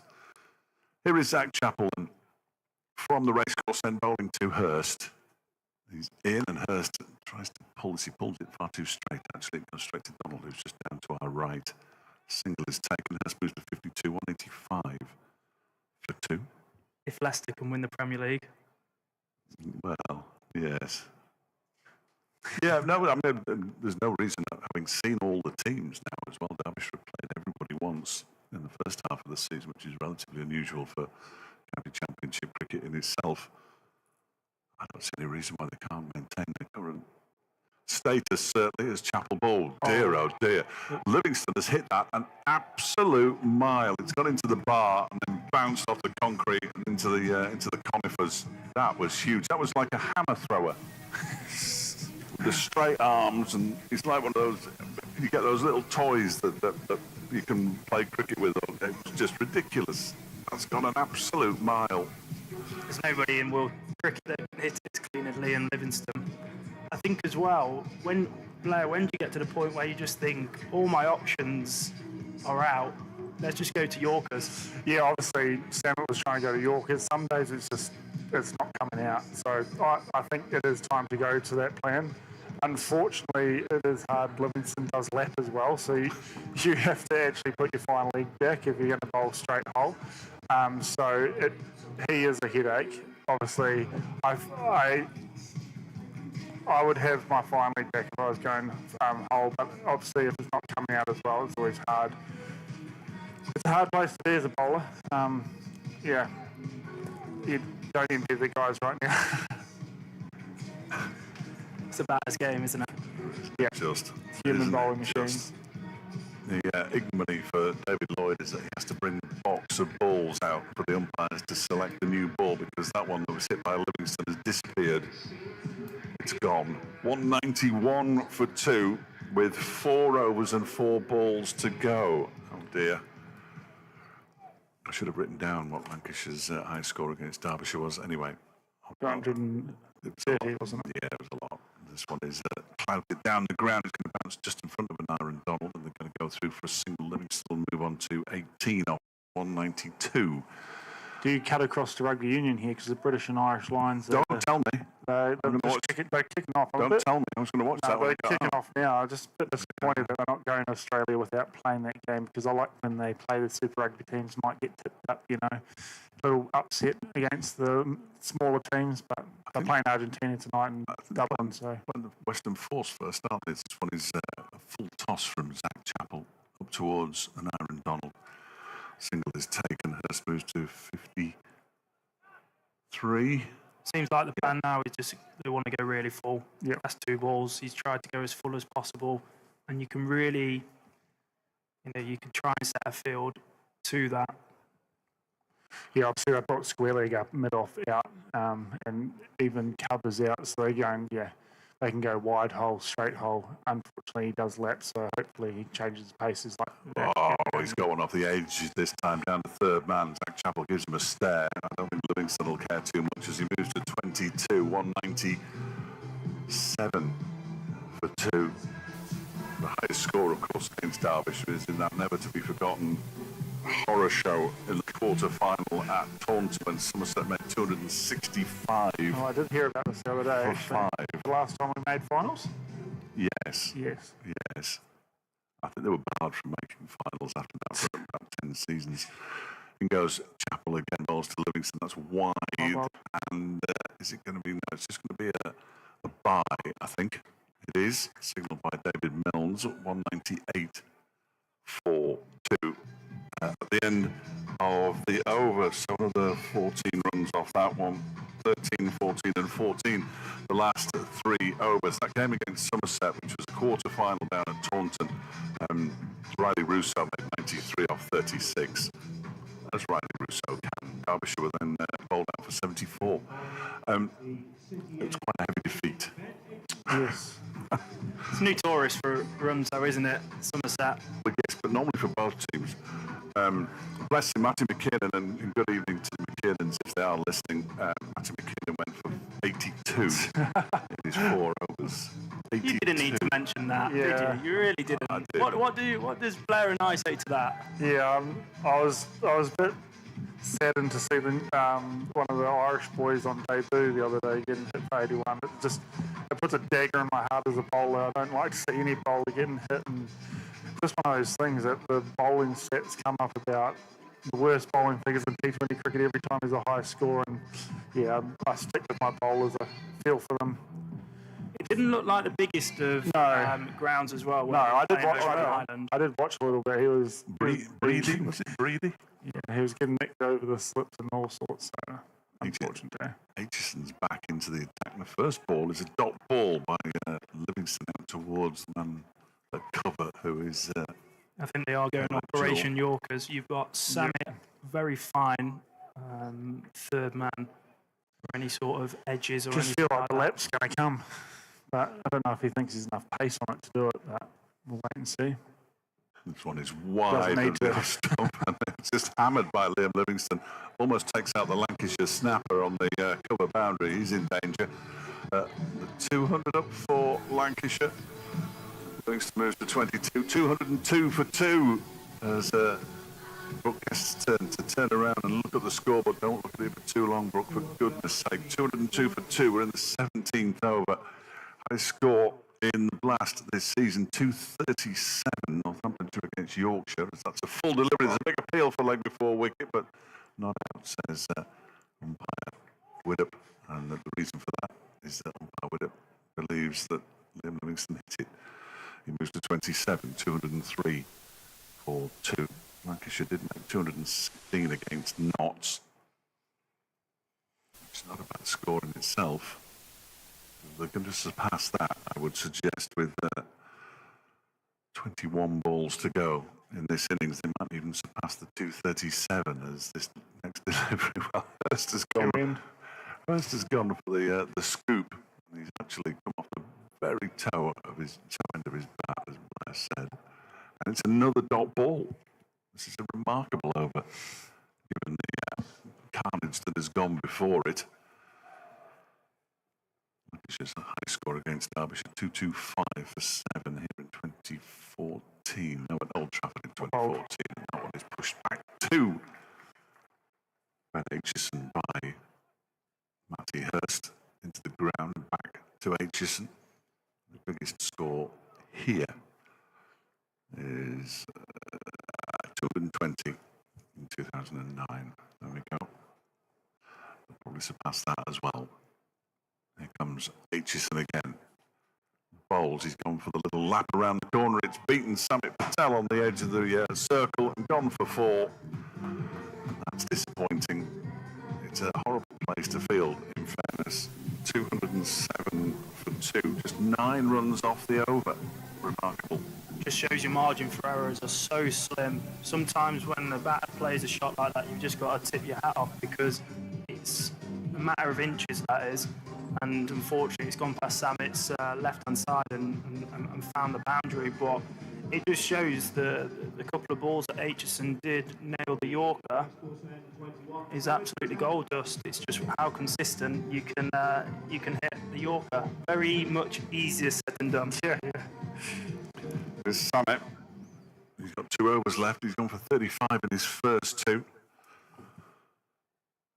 Bowls, that one is crashed up towards long off. Can Zach Chappell go? Oh dear. Zach Chappell could get around, but he put his left hand there and it went straight through it. He's gone for 4.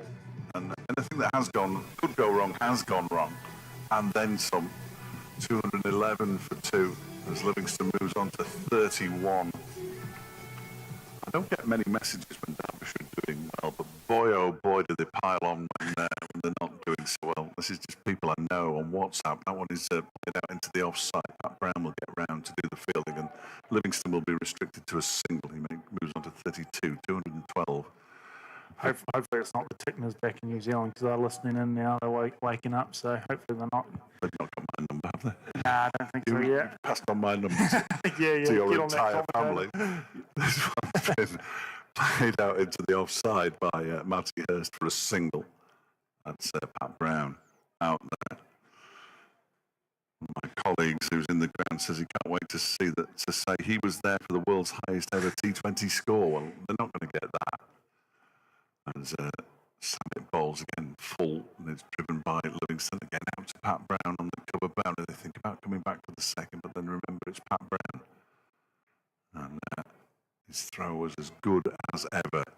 When a team's going like this as well, you've really got to get behind the bowler in the field as well. But not in an under-11s way. I used to really hate that. As Samit bowls, that's driven down the ground. It'll be fielded by Donald. It'll be a single to Hurst. It'll be 215 for 2. When somebody says get behind the bowler, and everybody else says, yeah, come on, get behind the bowler. Well, that's not get behind the bowler. It's just saying get behind the bowler. Come on, than that. In comes Samit again, and he's got a big swing, and he's been stumped. Liam Livingstone. Quick work from Brooke Guest. Livingstone goes for 33. It might be too little too late. Lancashire 215 for 3. And finally, some joy for Samit Patel. Sharp piece of work, though, by Brooke Guest. Good over. He's bowled as Yorker well there. And yeah, like we said before, I think Operation Yorkers are on next 12 balls, so who will be the guy that's going to do it? Obviously, Chappell's got one, and maybe Brown, I would say. You think those two will bowl? Yeah. Trouble is, the quicker they bowl, the further it goes. Yeah, obviously Sammit's obviously got one over as well up the sleeve, doesn't he? 215 for 3. Is that the final ball of the over? I think so. He obviously seems to know. Yes, Sammit's finally getting his cap back off the umpire. So just 8 runs off that over. 17 runs off the last 2 overs. And when you're coming towards the death, that'd be really good, wouldn't it? I think even though there's only two overs left, is that right? Getting Livingston out now, I know probably the damage is done, but give him 12 balls to face and he's hitting the ball a long way. So the new batter is Ashton Turner, the Australian. He's at the non-striker's end. This one's gone straight up in the air. Sammit's underneath this one. Ben Aitchison, the bowler. Sammit takes the catch, and Hurst goes for 59. 2 wickets in 2 balls, and Derbyshire are back. Possibly. Good catch by Samit Patel. Had to run backwards, never easy. And it was an absolute skyer as he went for the flick, the scoop. What's it called? The dill scoop type thing, wasn't it? To a quick bowler. I mean, that's just frightening that you can even think about doing something like that, quite frankly. 215 for 4, Lancashire crumbling. Just for Lancashire listeners on the stream, that one, everybody. You know I'm only joking. can we use the word momentum when the 215 for 4? Nice. We'll go for momentum. Yeah, I'm not sure we can really, but we'll go for it. Come on, optimism. We've got your high catches soon in a couple of overs time. I've got Loosen up the hemis. I've got some exercises for you. I'm not sure I've got any hamstrings. Nobody. We haven't had any requests for that on the email. If anybody's listening, Derbyshire@bbc.co.uk. If we get anything over 1, we'll get them out there. Michael Jones has had a pretty good season so far in T20 cricket. It's the new batter.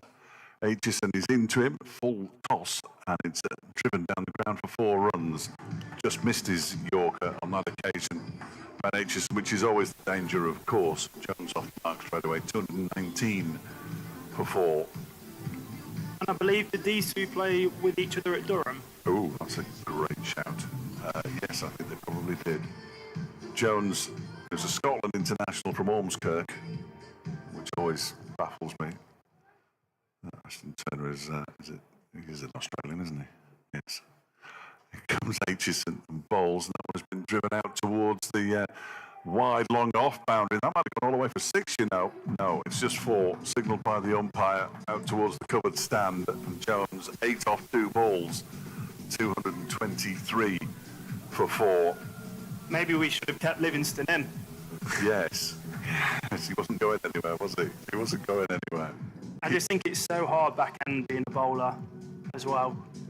These batters can hit the ball 360. You miss that Yorker. Here comes Aitchison again, and that one has been slammed down the ground towards Donald all the way along the floor. Single taken. Jones. Yeah, it's a hard one. I've seen new better, and sometimes I think you probably don't always have to go for the Yorker. Hard length still, they don't have the pace of the wicket. It could be an option. So when you're setting up just for Yorker, it can put you in a hard place if you're not executing well. It's Aitchison again and bowls. It's the first ball that Turner has faced. No, it isn't. And it pushes that out into the offside. And they go through for 2. Turner moves on to... Who hit that? I don't think that's right there. No, that's hopelessly wrong, isn't it? That was his first runs, I think. I thought it was the first ball that he'd faced. Scoreboard's gone mad. What's going on? Awful from the scorers. 226 for 4. Next delivery is smashed out towards the long off boundary. Picked up by Ross Whiteley. Ball hurled in, but the throw isn't quite as accurate as you would have hoped. He's come back for a second. Turner moves to 4. When the ball as well was bobbing around on the outfield, obviously there was a misfield there, and when the ball gets hit to you again, you think, oh no, is this going to be bobbling again? And sometimes you might be not 100% on it. No, it's obviously quite hard with the weather, and it's a little bit wobbly. Like you said, if you do it once, it's hard to keep stepping into a fight for the next one. But yeah, It's a mental game out there. There's a few wobbly, is that a word? Up and down spots. And sometimes as well, it snakes as well. It's a weird sort of concept when the ball starts snaking towards you. Yeah, never nice. But remember, English is your second language, of course. Yes, it is. I think Jane was actually organising the bus stops off the services. She was probably picking which services were stopping off tomorrow, and the scoring hasn't been up to a high standard. Yeah, she's got herself into a terrible mess, but she's all right again now. What is your favourite services snack? I thought you were going to say services station. I think there's only one, isn't there? There's only one I never stop. Really? Never stop. Last over. Here's Zach Chappell bowling to Jones, wide of the off stump. Good ball. Yorker length and through to Brooke Guest. Dot ball to begin with. 2-2-8 for 4. It's already Lancashire's highest score against Derbyshire in T20 cricket. And it's going to be a mammoth chase. Oh, it's going to be a chase of some description anyway. 2-2-8 for 4 with 5 balls to go. Dear, oh dear. Turner has 4. Jones on strike has 9. Sort of ending in an anti-clock. No, it isn't. As that one's gone straight up in the air. Donald's underneath it. Will he take the catch? He does. And Jones goes for 9. And all of a sudden, Derbyshire are taking wickets slightly too late, in all honesty, as the batters are just swinging from the hip. But Jones goes for 9. It's 2-2-8 for 5 now. That's the kind of catch you put in for me in minutes. Yep, we'll be out there in the middle. I'll be up here. We'll be looking into the sun. We'll get him out there because that's probably the hardest place to catch him. And we'll see what he's got. Oh, I can tell you what I've got. We've got a few emails, I think, that have just come through. No, I don't know nothing. No, nothing on the phone. We won't be responding till then, till Monday, will we? Nothing at all on the phone. What's that email again? That email address? I can't remember, actually. It's at Derbyshire Cricket at bbc.co.uk. It's the way to get in touch with me and the rest of the cricket team throughout the rest of this season and potentially next season. Although if I am subjected to fielding and I miss the ball, I may not be around. Chris Green is the new batter, who rather disappointingly isn't wearing green shoes anymore, which used to make him very easy to spot. Flexes his knees as Chappell is on his way into Bolton. It's hammered out for 6, out towards long on. That's gone a long way. It's gone into the marquee. Donald desperately trying to get it back down there. That was quite a big hit. First up from Chris Green. Very impressive, isn't it? First ball whacked 6 out of the park, and it's a fairly big 6 as well. Yeah, a low full toss, never easy to hit as well. Chappell will be really frustrated there. He's probably going to try and have a quiet over, and he's just not hit the block hole there. 234 for 5 with 3 balls to go. I don't think they've got the ball back yet. Umpire Milnes is saying that what's happened now, I think it might have hit somebody in the crowd. They have got it back. I think it's hit somebody in the crowd, which means there'll be a slight delay. That's never pleasant. They're asking for the medical staff to get round. McDonald is waving furiously for some medical help, and nobody seems to be moving too much. Zach Chappell bowls with a miss, and there's an appeal for a catch, and Green's gone for a 2-ball 6. Green hit his first ball for 6 and is caught by Brooke Guest. Second ball, a second wicket for Zach Chappell. And Lancashire at 234 for 6. 2 wickets in and over, there's the thing. We've got some medical attention around that. Yeah, it's never pleasant when you're in the crowd and a cricket ball hurls your way. I remember at Chesterfield a couple of seasons ago, they had to tell everybody in the posh seats to make sure they were watching the cricket because these balls are hard. That's the very reason why I'm not going out there at half-time, because I'm needed in here for the second half. I don't think there's anybody else who could possibly do this job. 234 for 6 now. 2 for 35, Zach Chappell on his return to the side. Brown has come all the way over from the cover boundary to have a word with Zach Chappell about something. He clearly knows something about Jack Blatherwick that we don't.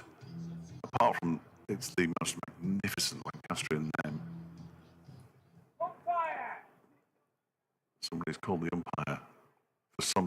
goes Chapel into bowl to Blatherwick. That'll be wide.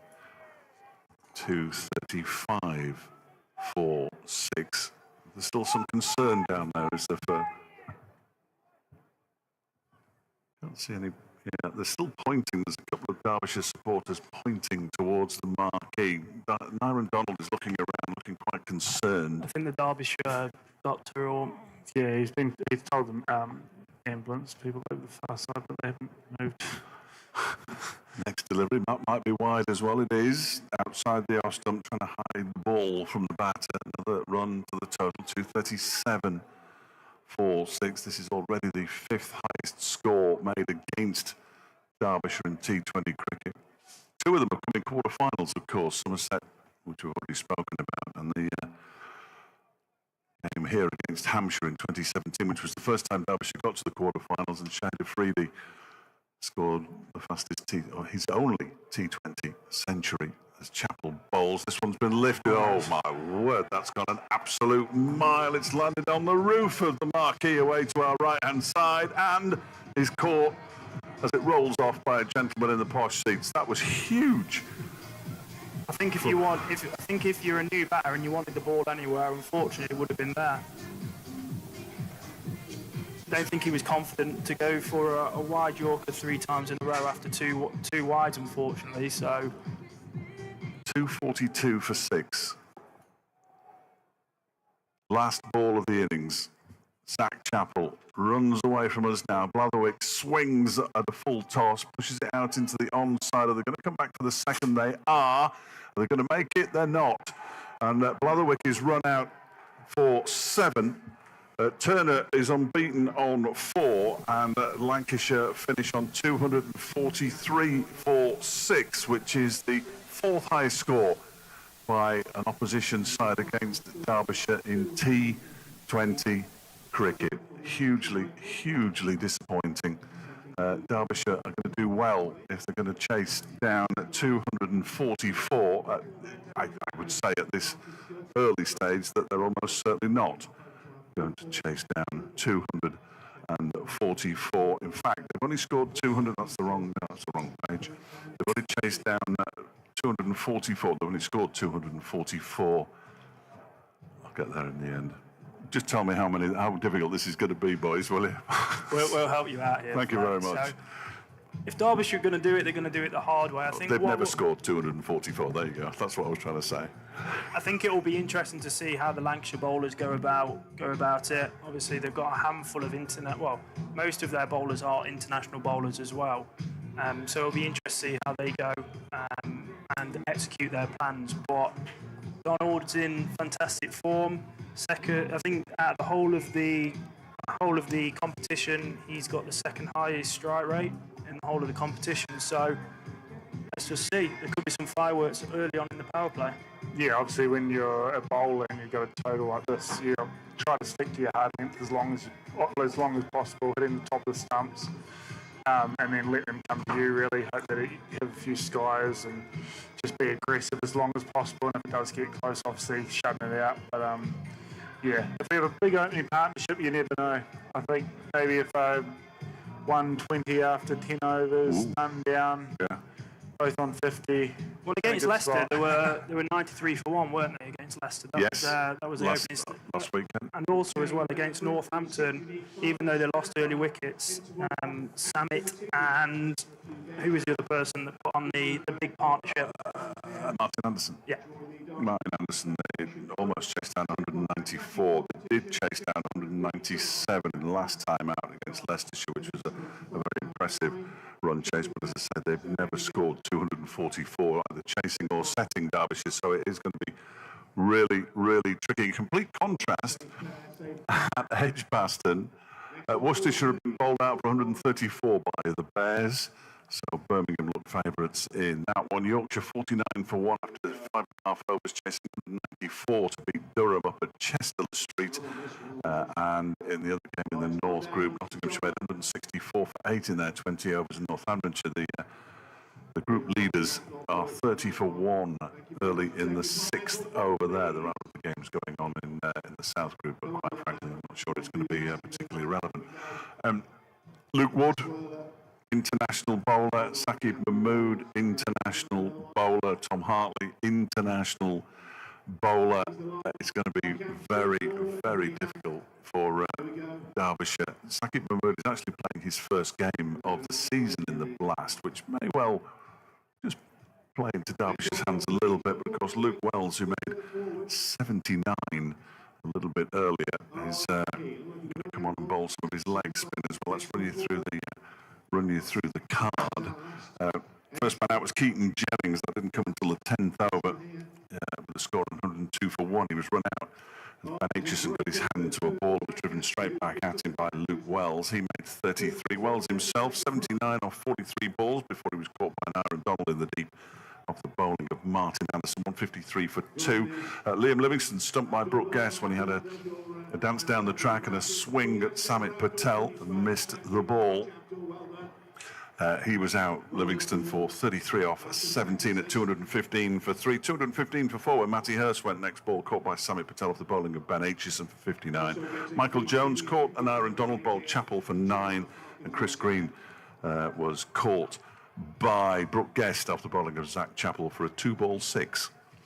You don't see many of those. The last man out was Jack Blatherwick, who made a 7. He was run out going back for the second run on the final ball of the over. Just a little bit of an update. The chap who was injured away to our right-hand side, he tried to catch the ball and it went straight through his hands, which is a danger, you two. Just think on what you were going to put me through. He was struck on the head. He's got the medics around him now and he's being looked after, so that's good news that they've got that the help. And we hope that he doesn't suffer too much lasting damage. The not-out batter, incidentally, was Ashton Turner, who only faced 2 deliveries despite coming in ahead of Jones and Green and Blatherwick. He made 4 not out. I won't go through the bowling figures for you. Suffice to say, nobody had an economy rate of less than 10. Martin Anderson's was exactly 10. There was a couple of 11s and 11.5, a 17.5, and a 14 and 14 and a third. And if you need to know the worst, then the BBC Sport website is the place to go and look at the bowling figures if you dare.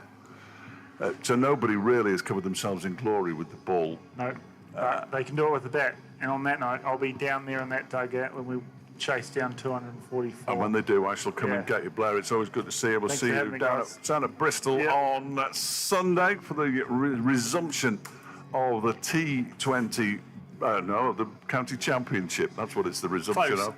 The County Championship. We'll see Blair Tickner in that squad. I've just had a little bit of inside information, incidentally, that Lewis Rees isn't necessarily going to be in the squad for that. We'll get the squad tomorrow, I think, but I'm not expecting to see Lewis Rees in it. We're not sure why. Bowled 1 over for the 2s earlier this week and no more, and didn't bat. So interesting. Dave Fletcher, thank you very much. Take a breather. Craig, take a breather as well. You're listening to BBC Radio Derby. These chaps guiding you through what has been a very tricky evening so far for Derbyshire here at the county ground. They will have to do what no side has done so far this summer and beat a total of 243 with the bat. It is a huge uphill task. We'll bring you their innings very shortly. Coming up next on BBC Radio Derby.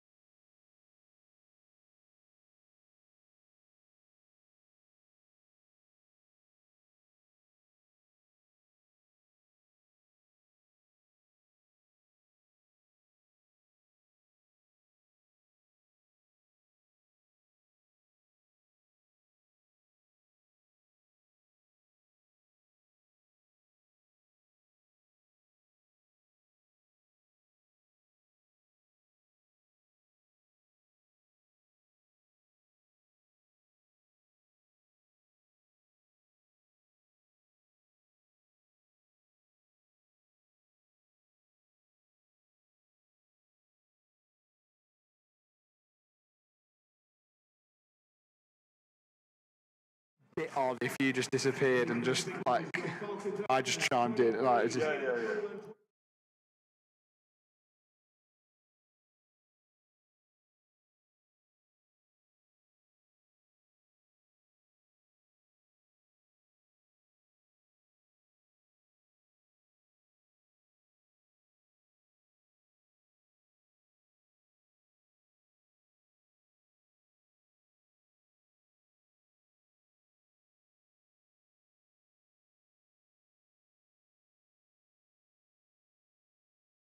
to just fade them down.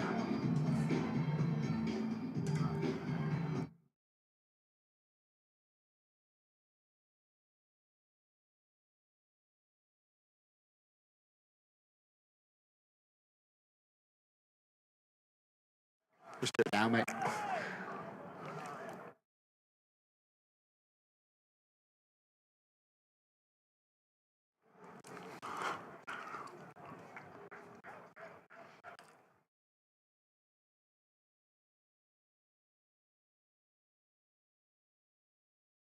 Already underway, Derbyshire out with the bat. Here's Dave Fletcher. Thank you, Tom.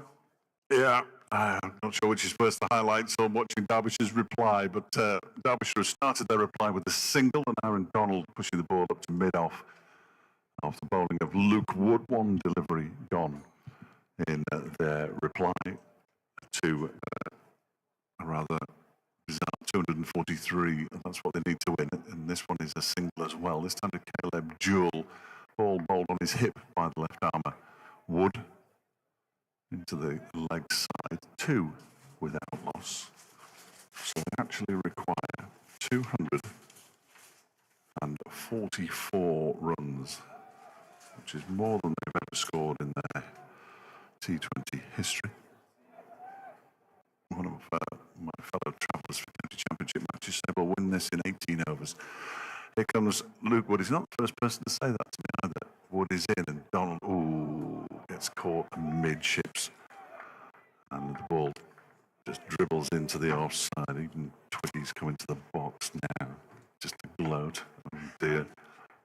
Whoa, don't spill that on me. Twiggy here. Don't spill that on me. I'm not spilling nothing on you. No, you paid for I it. could bowl better than they bowled in the first innings. It wasn't. What's going on? It wasn't great, Twigs. It wasn't Bit great. of left arm spin with a bit of swing coming into the batsman, Yeah. exposing the gate. Bob's your uncle. Here he comes, 14. He's coming in.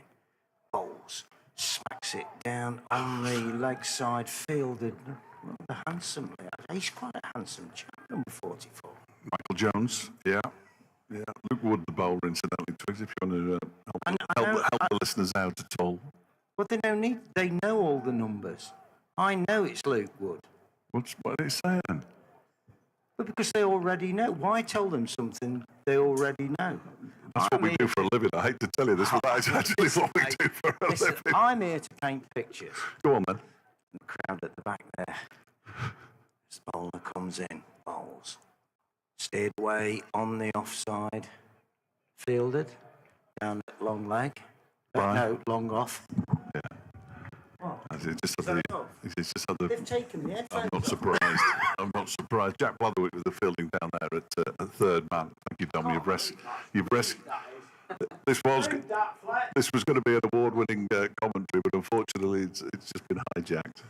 It's 4 without loss after 5 deliveries. Always good to hear Twiggy.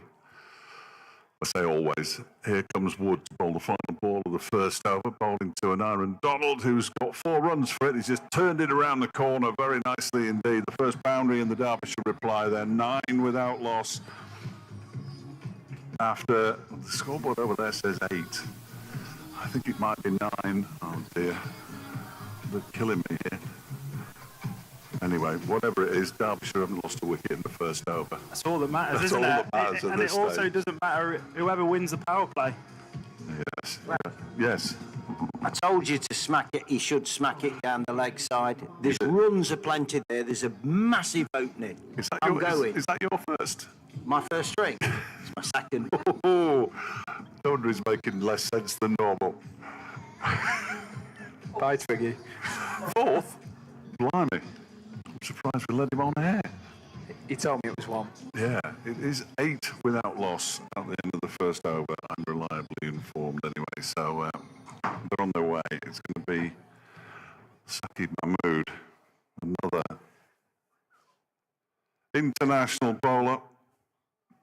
He's bowling from the city end to Caleb Jewell. He's in now, and Jewell lifts that for 6. Blimey, that's huge. Out into the leg side. Out. That's massive. Yeah, he's Just flicked it. He's just flicked it, and I think with the pace and of Lancashire's attack as well, it's going to pay. It's going to help out these 2 batters as well, who can really hit through the line of the ball and just use the pace. Wow.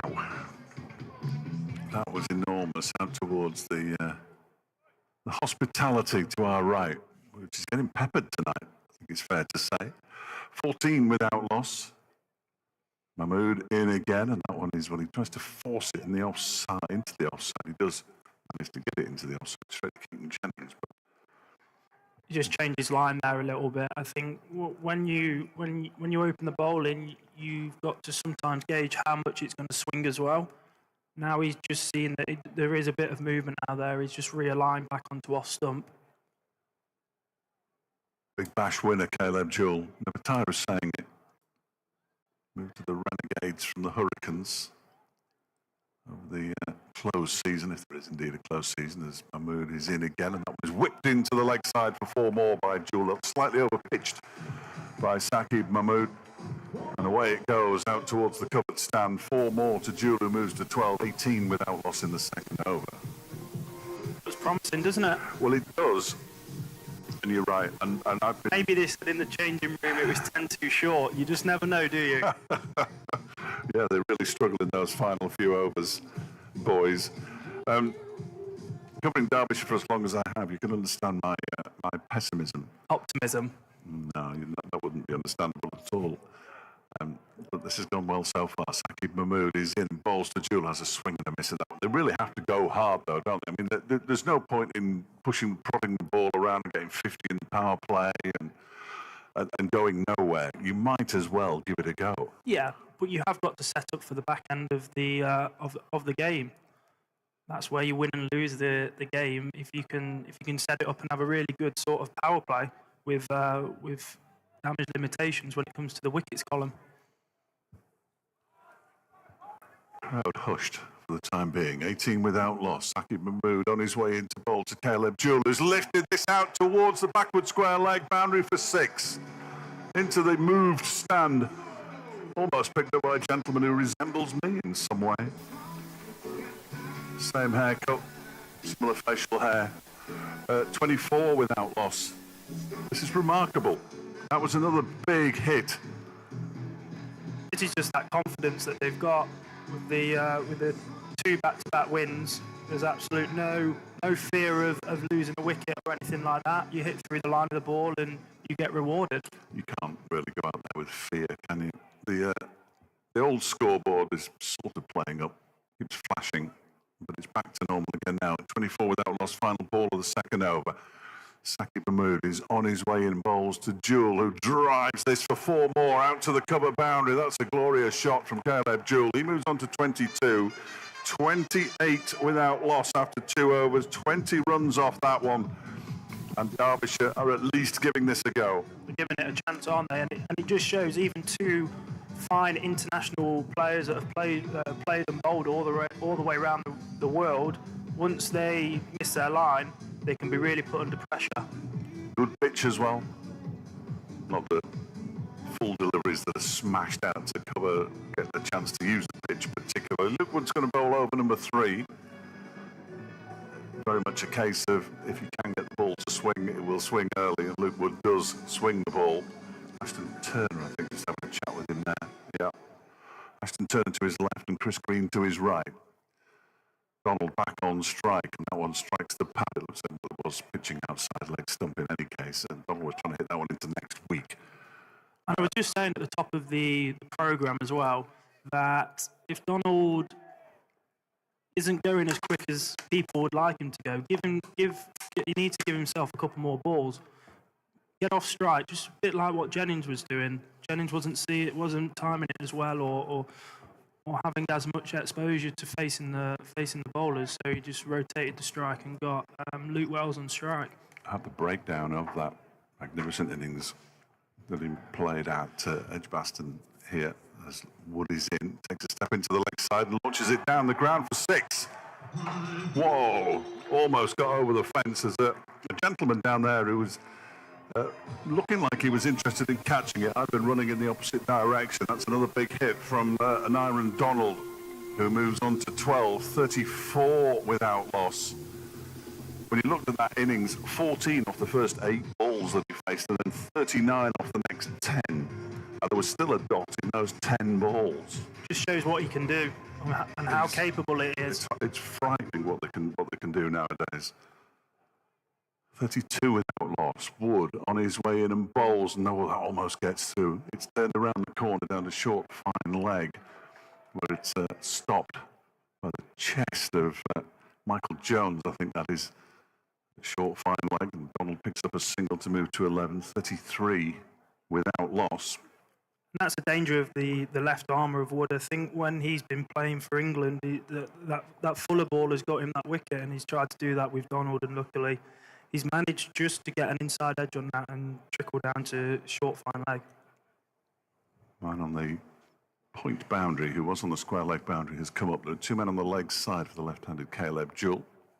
And the left armour, Wood, halfway through his second over, is in and bowls to him, and he crashes into Caleb Jewell's pads and dribbles out into the offside for a leg by.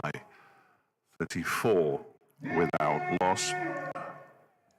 Yeah, I'm not sure it's exactly the time for that now, but if I'm honest, there's a big crowd in here enjoying the cricket. I think with a high chase like this, if they can stay as close to Duckworth-Lewis as possible, 16, I'm just going off the scoreboard, 16,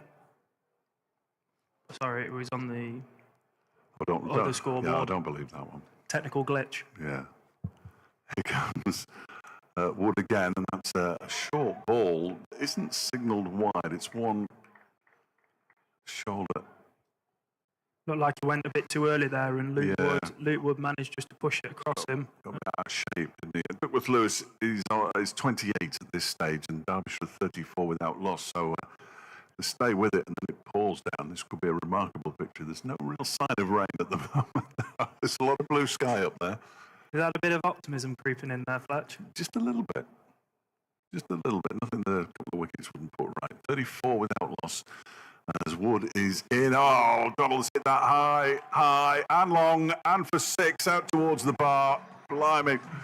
He moves to 17, to 19, I beg your pardon, and at the end of the over, 3 gone. 42 without loss, Derbyshire, and the 14 off that over. We've now seen 5 sixes to go with the 2 4s that have been scored. There was a gentleman taking cover in the distance, not far from the bar. He did well to get out of the way of that one. 42 without loss. At the same stage, Lancashire were 30 without loss, and we thought they were absolutely flying, which they were. Chris Green is coming on in the 4th over. I'm not sure this is normal. I think he does open the bowling sometimes in the Big Bash for the Sydney Sixes. Are they the bad one? There's one team in Sydney who never win anything, isn't there? I can't remember if it's the Sixes or the other ones, the pink ones or the green ones. I do watch the Big Bash, but I can't say that one match doesn't blend into another after a while when you're watching cricket at 8 o'clock in the morning in the winter. You just love it, don't you? I can't get enough. Can't get enough. Chris Green bowling to Caleb Jewell. Well, he'll have bowled to Jewell before, and Jewell will have faced Chris Green before, of course. Green is in, and he gets one that turns away from him, and he just taps it into the offside. It's fielded by Jennings, and there's no run. 42 without loss. Jewell on 22 off 10 balls. Donald on 19 off 9. And Green is in again and bowls, and that one is turned into the leg side. Saqib Mahmood will move across to his right. He'll lose his sun specs, of course he will. And they go through for a single as Jewell moves to 23. 43 without loss. maybe you'll have to submit a new record form for Cricinfo if Derbyshire managed to chase down this monumental and mammoth total. I leave that to others more qualified than I, but I think Cricinfo will be across it. What's Donald going to do here then? He's got a very big boundary to the leg side. The fielder is sort of at cow corner. And there's one long on as well who's hiding, crouching, long on. And a ring of fielders on the circle on the offside. And Donald has played that straight up in the air. Now then, is he going to be able to get underneath it? The fielder he is, and he takes the catch as well. Good catch, in fairness, by Luke Wells. And an iron Donald goes. And that's a disappointment. Donald goes for 19, and Derbyshire are 43 for 1. Great catch over his shoulder. Never easy at all. Donald will be frustrated there, especially with how they're both striking it. But as you said, they're chasing 2-4-3. They have to keep on going for it. Incoming batter for the Falcons. Make some noise for number 9, Martin Anderson. Martin Anderson coming out at 3. He has come out at 3 a couple of times already this season, so that's not necessarily unusual. It's quite flexible, the Derbyshire batting lineup. We've seen Samet come out at 3, we've seen Wayne Madsen come out at 3, and now we're seeing Martin Anderson for the second time this season, at least come out at 3 at 43 for 1. Big job here. Caleb Jewell has a word with him.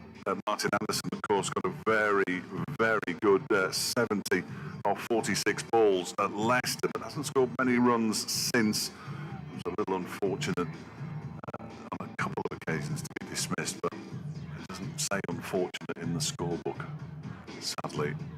So Martin Anderson, who is used to batting high up the order, did so from Middlesex, who I was staggered to hear yesterday on their first T20 at Lords for 3 years. Down in the South Group, because they play a lot of games away from Lords in the T20 Blast. Chris Green is going to be bowling to Martin Anderson halfway through the 4th over. In he comes, and Anderson goes back and cuts this straight to the fielder at cover. And there is no run. That fielder was Michael Jones. Stop the comparisons now, I think. 43 for 1. It's been a really good over from Chris Green. Only 1 run from it. Stemmed the flow of runs. Anderson goes back and whips the ball into the leg side. But again, straight to Luke Wells and no run. Green's very good at changing his speed as well. He's got 1 more ball to go and he's conceded 1 run in the over.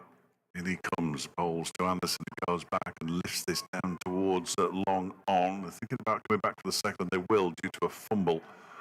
A rather disappointing fumble in the far distance.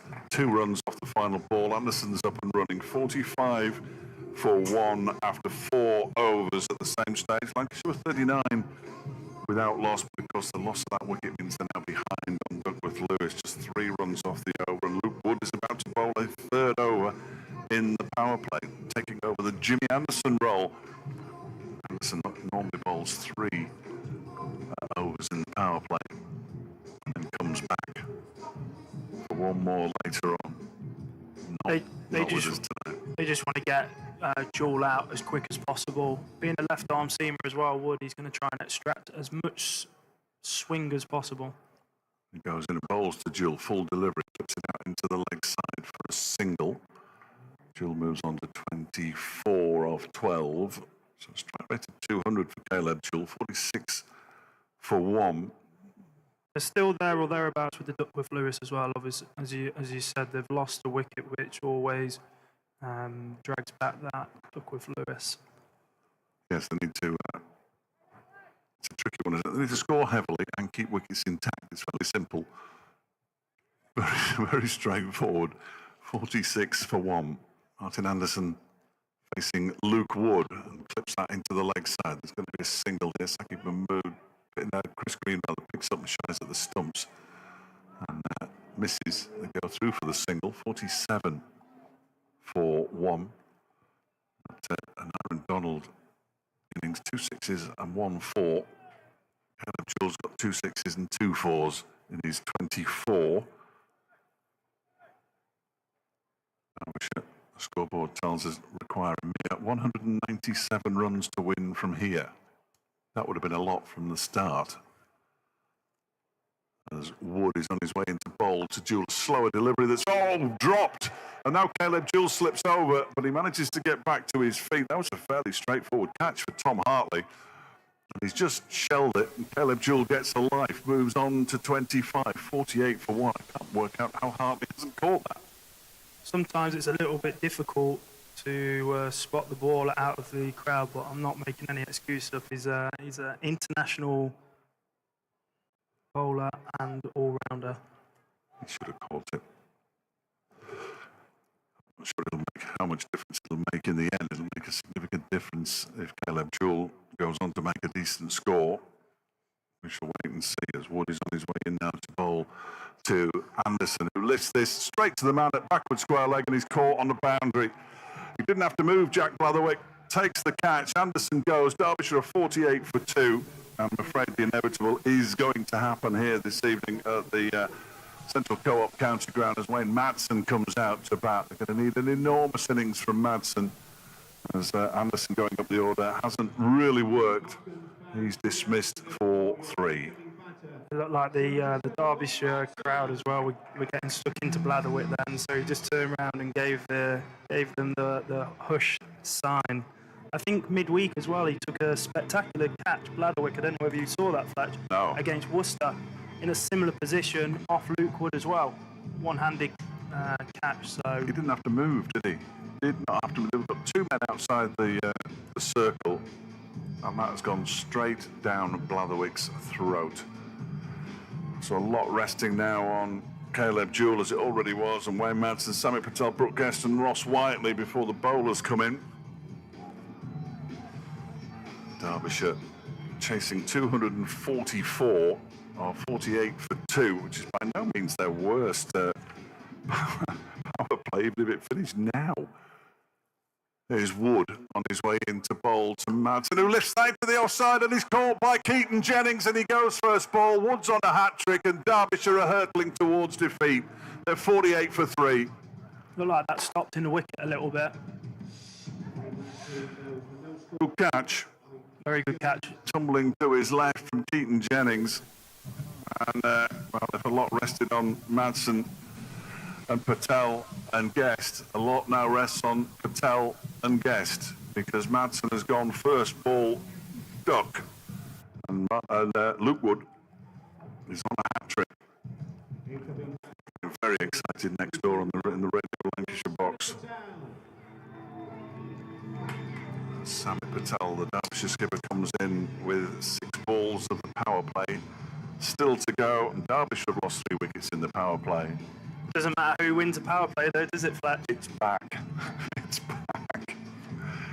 Their worst power play of the season. What was the power play against Northampton here? 38 for 3. And So they're already better than that. It was 39 for 4 against Leicester. They lost both of these games, incidentally. They're the 2 worst. 52 for 2 against Durham. 41 for 4 against Birmingham. So it was. They've had some shockers. They have had some shockers. What can Sammy and Caleb Jewell do here? Surely he's got to put a slip in here. No slip for the hat-trick ball. Wood is on his way in and bowls to Sammy, who turns that one into the left side for a single. 49 for 3, final ball of the over as well. 4 runs from the over and 2 wickets. 7 runs from the last 2 overs. And Derbyshire are just unravelling a little bit here under the pressure of a run chase, which sees them require 244 to win. They've never scored 244 in their history, chasing or setting. It's never easy chasing at all, irrelevant of the total. It's a lot more satisfying when you win. Absolutely. And I rather cruelly called out Dom earlier, of course. Greg, have you seen them win yet this season? No. I've seen them win twice, so it can't be me. Is this when you tell me that I'm sacked? It's neither of it. It's no, because it clearly makes no difference. Saqib Mahmood is on his way. That bowls to the skipper, Sammy Patel, who lifts it into the leg side. There's only one fielder out there, and it bounced just in front of him. He picks up a single. Momentarily distracted most counties now, when they're bowling at Summit, are having a look upstairs, are trying to target that rib cage and under that shoulder, because they know that can be sometimes a weakness for Summit. Yes, a short ball. He doesn't really like them. We saw him run away from a couple in that game against Northamptonshire in the final over. Not run away, you know what I mean, though. He was moving into the leg side and Giving himself some room. that's it. Ben Sanderson spotted it. Mahmood in again and was defended by Caleb Jewell straight back to him. And for net run rate now, Derbyshire, Jewell moves, stays on 25 off of 14 deliveries. The 50 came up from that Samit Patel shot, incidentally, to minimal recognition from the crowd inside the Central Co-op County ground. Unsurprisingly, the crowd was stuck with them, though. It's still decent, hoping for something special, hoping for something extraordinary. As Mahmood is in again and bowls to Jewell, pushes this out into the offside, no run. Fielded there by Wells. This is a long way out for a game. They know the score, the final result. We see a few of them. I think it was about the 13th over at Trent Bridge when Derbyshire won there last Friday. We knew that they were going to win. It's a funny game, though, cricket. You keep going. Is that my youthfulness kicking in there, Fletch? You keep going, Greg. You keep going, mate. It's a sort of yin and yang going on here. The teacher and the student. Well, I'm not sure about that. 50 for 3. Saki Bamu bowls a slower delivery. It's pulled into the leg side by Jewell for a single. He moves to 26, 51, 4, 3, and 2 balls left of the power play. Brings Samit Patel back on to strike, the Derbyshire skipper, who has got a couple of decent scores this season. 83 not out against Northamptonshire, 52 not out against Leicestershire. 1 in a winning cause, 1 in a losing cause. He is a very determined cricketer. Saqib Mahmood is on his way into him now and bowls, and that's gone straight up in the air, and Samit's already walking as Hurst gets underneath it and takes the catch, and Samit's gone now, and it's 51 for 4. As soon as that one went straight up in the air, he knew he was a goner. Samit goes for 2, and Derbyshire are in all sorts here. Looks like they're just executing their plans. They have well thought out plans. They know exactly how they're going to bowl to particular bowlers, especially Samit, and it's worked for them. I have no stats on what happens when you lose 4 wickets in the power play, but I think it's worse than 3. Brooke Guest is out a lot earlier than he may well have imagined, certainly a lot earlier than he would have hoped. And he's come out to join Caleb Jewell, who is on 26 off 16 and wondering what on earth is happening at the other end, I'm afraid. Derbyshire, this will be their 6th defeat. There are 14 games in the qualifying group, which basically means they have to win every single match in the second part of the season, the T20 season. After the 2 games in the Championship down at Bristol against Gloucestershire, starting on Sunday, and then at Chesterfield the Sunday after against the same opponents they're playing tonight, Lancashire, but with Jimmy Anderson. Here comes Mahmood again. Final ball of his second over. Brooke Guest gets his first run down towards a deep backward point. He pinches the strike, and at the end of the over, with just 3 runs coming off it and a wicket, Derbyshire at the end of the power play are 52 for 4, 10 runs off the last 3 overs. It just showed the worm on the club stream, and it was heading in entirely the wrong direction. Duckworth Lewis says that 4 down at the start of the 6th over, they should be on 98. They're a little bit behind. Does distort the Duckworth Lewis when you keep on losing wickets. Yes. Here's Jack Blatherwick, who's already taken a decent catch this evening. And he's on his way in to bowl to Brooke Guest. Turns it into the leg side for a 53 for 4. Crowd very subdued now. The good news is we're not going to hear Sweet Caroline because there'll be in absolutely no mood to sing that. I don't think we've heard that bugle for a while either, which is good news. It's almost turning into normal cricket here. 53 for 4. As Blatherwick is in again, and Jewell drives out into the offside to the left of the fielder on the cover boundary. Guest is coming back for the second and will get there comfortably. It was Jones out there on the cover boundary, but it was a comfortable 2 as Jewell moves to 28, 55 for 4. When the boundaries don't come, you've got to really push the outfielders hard, especially with the bobbly outfield as well. You just never know. It's not the best. It's on the list to do as Blatherwick bowls and Jewell swings and misses. Keeper Hurst doesn't take it cleanly. It's a dot ball. Looked like a very good slow ball out the back of the hand by Jack Blatherwick. I was going to say that, but only because Brooke Guest did that back of the hand thing. She was just. I always find that funny when the non-striker tells the striker exactly what's happened. He doesn't want to know, does he, really? 55 for 4. Blatherwick is in and it's pushed out into the offside for a single. Then off the boundary comes Jones to do the fielding. No hat, no cap for Michael Jones. Red boots, though. Number of the Lancashire.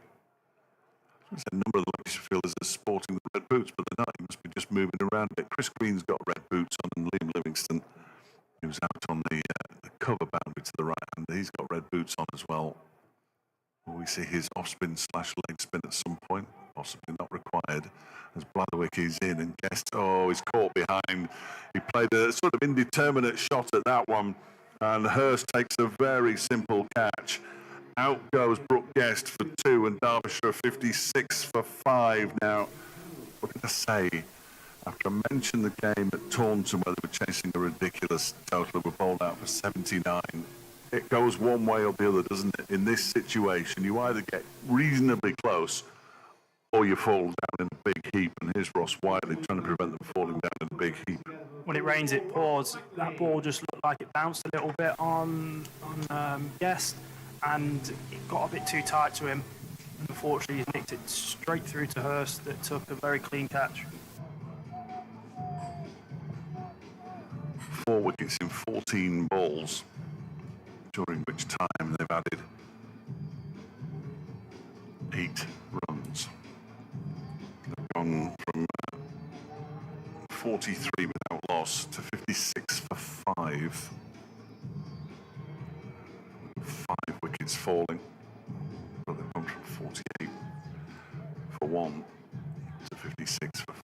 It's been a bit of a procession, I'm afraid. A procession the likes of which will possibly enable us to get some post-match reaction, which is relatively unusual for a 7 o'clock start. Ross Whiteley tries to pull the first ball that he gets into the leg side. It comes up off his bat, hits his helmet, he's going to require a concussion check. 56 for 5 at the end of the over, 4 runs from that, which means that it's 14 runs off the last 4 overs, during which time they've lost 5 wickets. It looked like that ball bounced a little bit on Ross, and it looked like it hit him pretty flush on the helmet. Did he get a little top edge on it? I wasn't sure. My eyes on, as soon as the lights come on and it starts going dark. So what normally happens is the physio here will start asking some random questions, what day it is, who you're playing against, just to make sure that concussion hasn't set in. But the danger is it's not immediate. It's the effects that could be happening tomorrow. So that's why they are very cautious about being hit on the head and everything that comes with that. Ross Whiteley is not a red ball cricketer. Not that, I don't wish him any ill, clearly. No. But he won't be required at Bristol. It's Caleb Jewell I'm now concerned about. They don't want to lose him. In fact, of the remaining players, Zach Chappell, Ben Aitchison, potentially Pat Brown, may well feature down at Bristol. Chris Green is banging a pretty good over first up. He's taken 1 for 3. And he's going to come in and bowl to Caleb Jewell, who loops that one into the leg side. They might think about two. I think Ross Whiteley had the intention of running two. It's going to take an incredible effort from Ross Whiteley, who remarkably against Birmingham in the 58-run defeat at Edgbaston scored his first half century for Derbyshire in T20 cricket. I was staggered by that. Because he's a finisher, isn't he? He's a 40 off 20 balls at the end. Television looks like it's going to turn itself off, which is bad news. I don't know if Henry's listening in the stream room, but if you could come in and help us. That one is pushed into the offside by Ross Whiteley, straight to the field, and there's no run.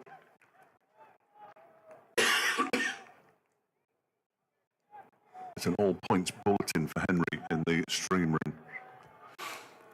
So we can have the pictures as well. In comes Green.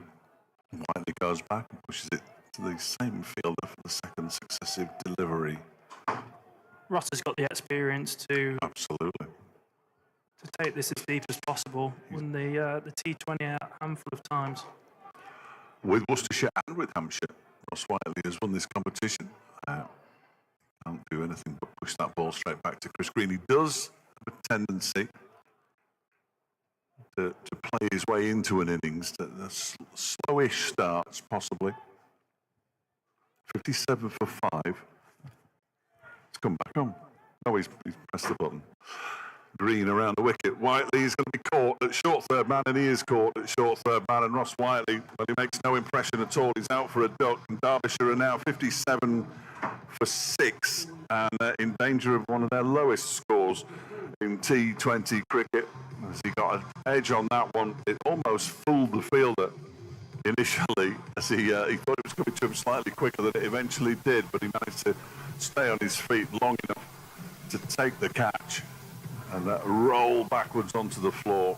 Comfortable catch in the end, it's fair to say. 57 for 6. I'm going searching for more records here, Greg. When the ball's spinning like that and he's played that sort of shot, the fielder can sometimes hear the ball start spinning in the air as well. So that's probably why Turner was a little bit tentative when it came to catching that. Yeah, Ashton Turner with the catch. I hadn't spotted who'd taken it. Derbyshire's lowest totals. The lowest total in T20 cricket is 72 against Leicestershire here in 2013, which is just 2 lower than the score they got against Somerset in that disastrous game down at Taunton in 2022. 81 for 8. 81 for 8. That is remarkable, isn't it? I must look up that scorecard. In 20 overs, 81 for 8 against Lancashire at Old Trafford. I'll delve into that a bit more in a moment. As Green comes in over the wicket, ball to the new batter, who is Zach Chappell, who's off the mark straight away with a nice looking shot out towards wide, long off. Picks up a single. Fielded in the far distance by Jack Blatherwick, 58 for 6. He's now bowled 2 overs, 2 for 5. Chris Green, after conceding just 2 runs off that one. So back on the 3rd of July 2011, Derbyshire won the toss and decided to bat first at Old Trafford and were restricted in 20 overs to 81 for 8. Junaid Khan took 3 for 12, Maharu 2 for 13.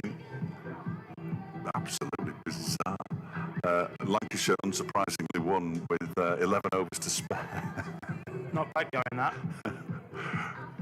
Stephen Moore, 54. Tom Smith, 26. They were the only 2 batters needed. The Derbyshire bowlers, well, nobody did anything. Tom Knight was playing 0 for 4. Alex Hughes conceded 22 off 2 overs. Was Durston bowled. Tim Grunner bowled. It was horrible. Anyway, that was the lowest score against Lancashire, 81. The lowest score ever is 72, and they're very much on target to get that one, as Jack Blatherwick will bowl his second over. 1 for 4 from his first. He's bowling to Zach Chappell, who pulls the ball for 4 runs. There we go. Marvellous. Good to see a boundary at long last. That is the first boundary I think Zappel. It's his new name. Zach Chappell was waiting for that. It's the first boundary since the end of the third over when Aaron Donald hit 6. And we're now in the 9th. He can hit a long ball, but whether he can stay out there for 182 runs, I'm not entirely certain. There will be odds against.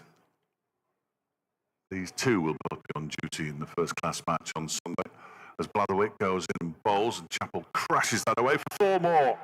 So you wait all that time for a boundary and 2 come along in successive deliveries. You never know. 66 for 6. You do.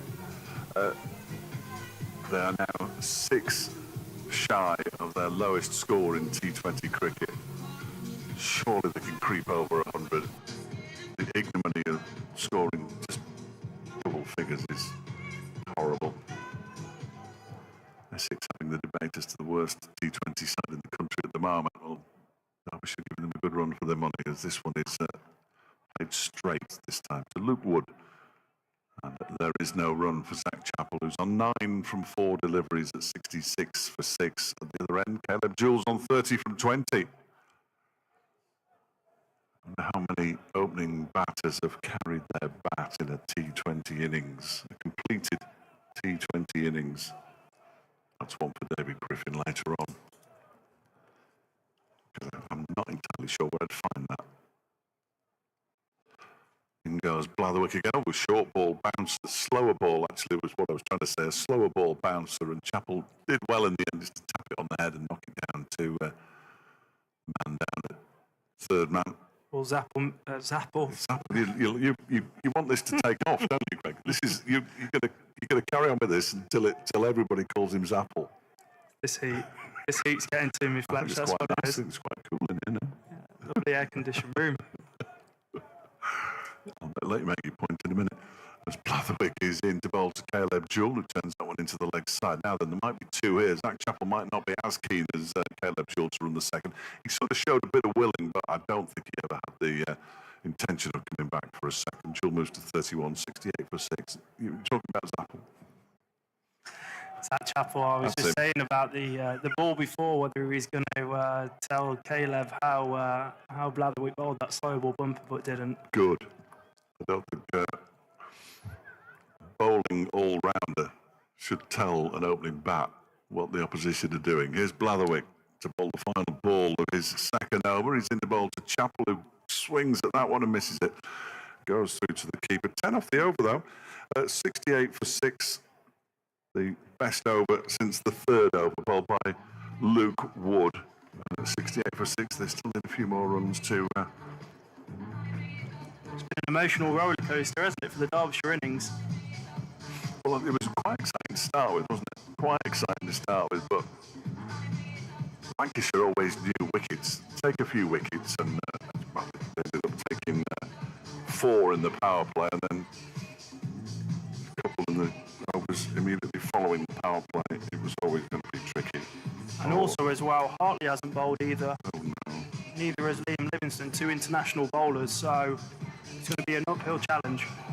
Chris Green's going to bowl his third over as we get to the halfway stage here of this Derbyshire reply. The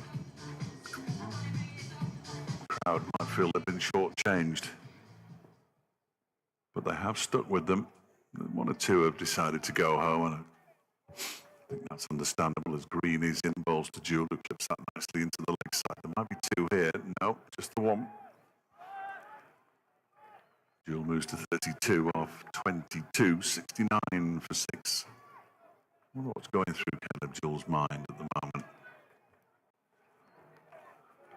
Do I just stay in, play it around, hope that somebody can stick out here with me? Surely the victory's gone. They need 16 runs and over at this point. Could be the first time these 2 have batted with each other.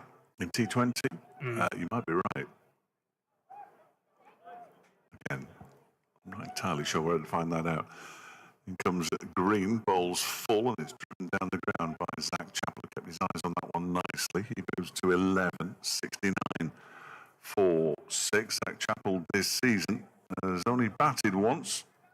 He's yet to be dismissed. He made 14 off 8 against Leicestershire in the season opener. Jewel, 71, his high score. As, that one's wide outside the off stump and signalled wide by umpire Widdop. 70 for 6.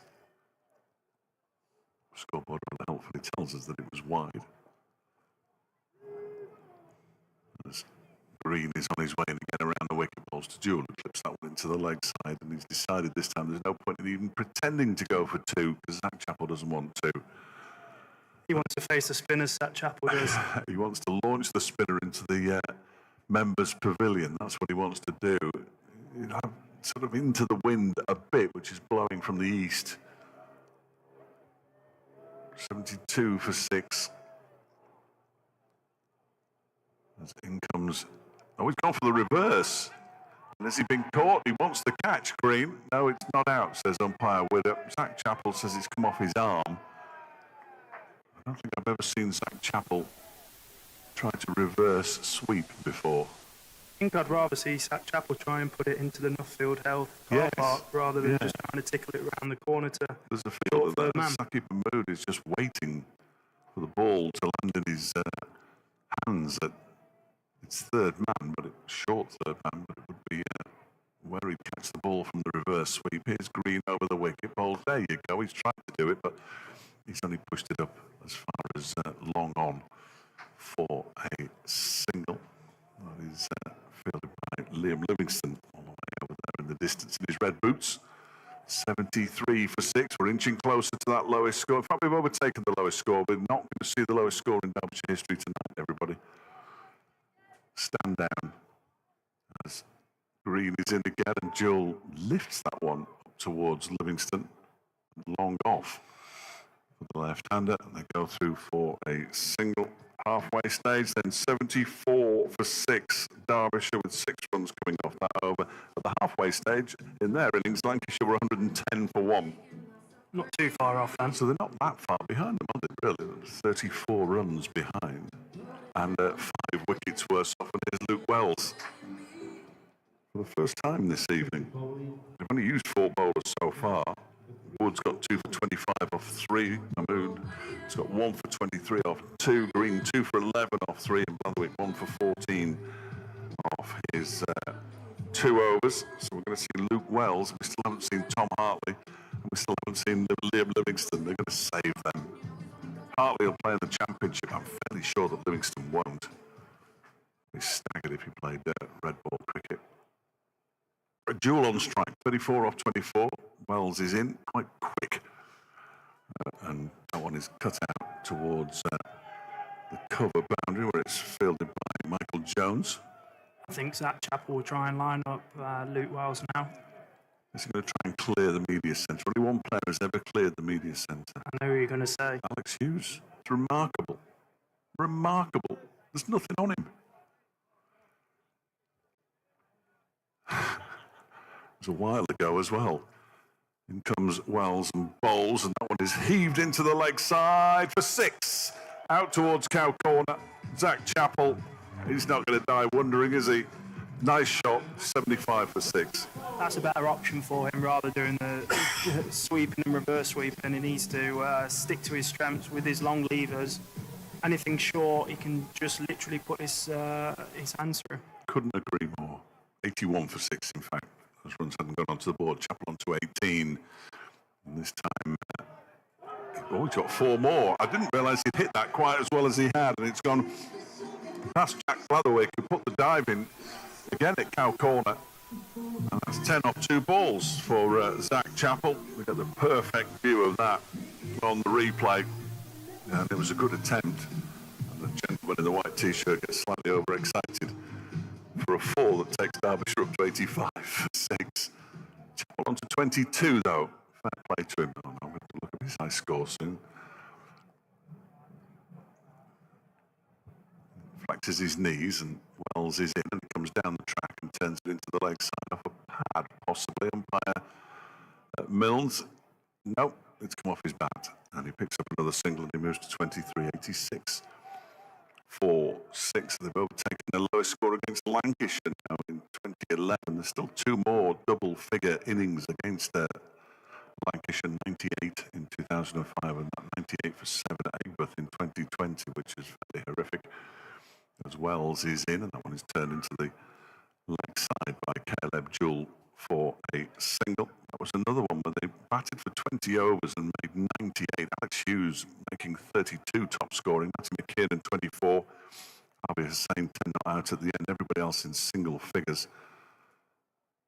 The man who got a couple of wickets, that was Tom Bailey. As Wells is in, the reverse comes out from Zach Chappell, and it's worked. And he's got 4 runs. Oh no, he's got this from Samet. He has to complete the run. He goes all the way down, completes the run, picks up a boundary, and at the end of that over, what a shocker from Luke Wells. 91 for 6, which means there were 15 runs.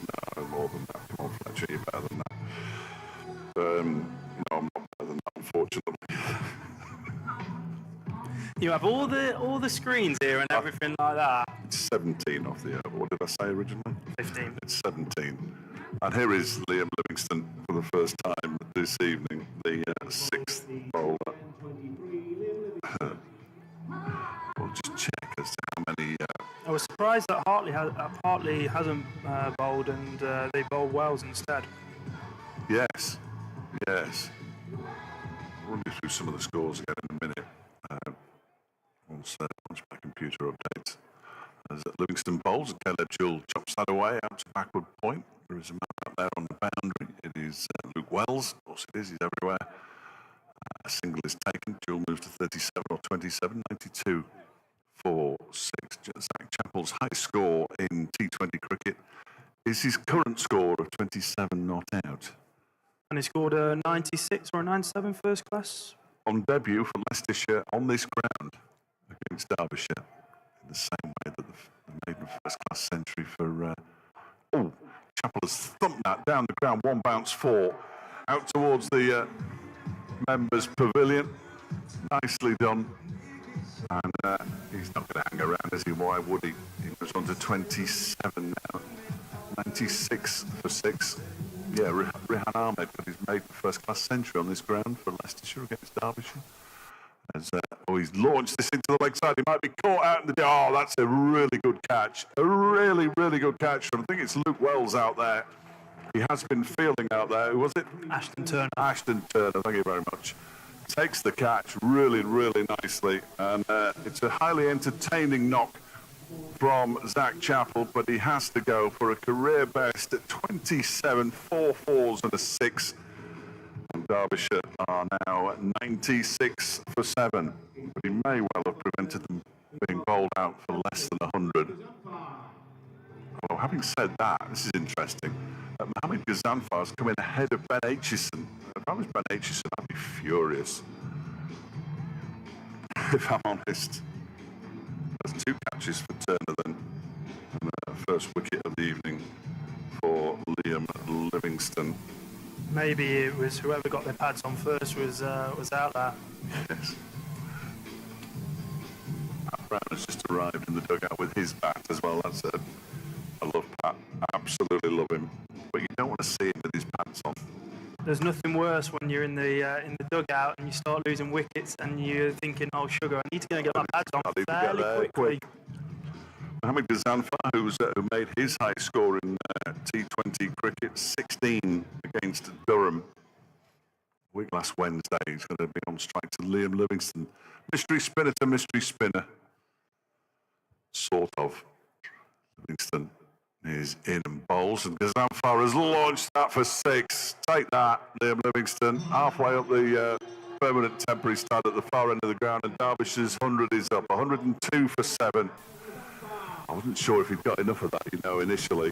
It seemed to go a long way up. He's a big boy. But I don't think I've seen Fletch have a bigger smile now that we've hit the 3-number milestone. I'm just happy that they're not being bowled out for less than 100, because that is really horrible in any form of cricket, isn't it? I promise you some scores, and I will deliver on my promise at some point in the near future. Here is Livingston again, and that one's been, well, he's swung again at that one. He might have got it between the two fielders out there, as you know. He hasn't. Oh, Caleb Jewell, Gazanfar rather, wanted to come back for a second. Caleb Jewell wasn't interested at all. It was a remarkable game going on at Edgbaston. I mean, genuinely remarkable. Worcestershire were bowled out for 134, and in the 13th over, Birmingham Bears at 88 for 6. That's not what T20 was invented for. As Livingston is in bowl to Jewell, his big appeal for leg before wicket, not out, says umpire with a huge cheer from the crowd. 103 for 7 at the end of the over. There were 12 runs off that one. It's immaterial, really. Yorkshire have been hammered by Durham. Yorkshire bowled out for 130 at Chester Street. Durham have won by 63 runs. Nottinghamshire have beaten Northamptonshire by 24 runs down at Wantage Road. Nottinghamshire made 164 for 8. Northamptonshire bowled out in the last over for 140. Only their second defeat of the season in the North Group. And here's Tom Hartley. Why not give the other England international a bowl? If Tom Hartley bowls and doesn't release the ball at any stage, I'm not going to enjoy it. I'm not going to enjoy it. He has a nasty habit of doing that, and I don't like it.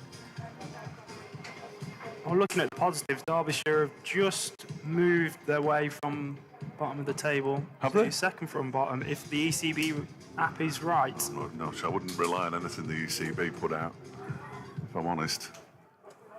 Here's Tom Hartley then, around the wicket, bowling to Gazanfar.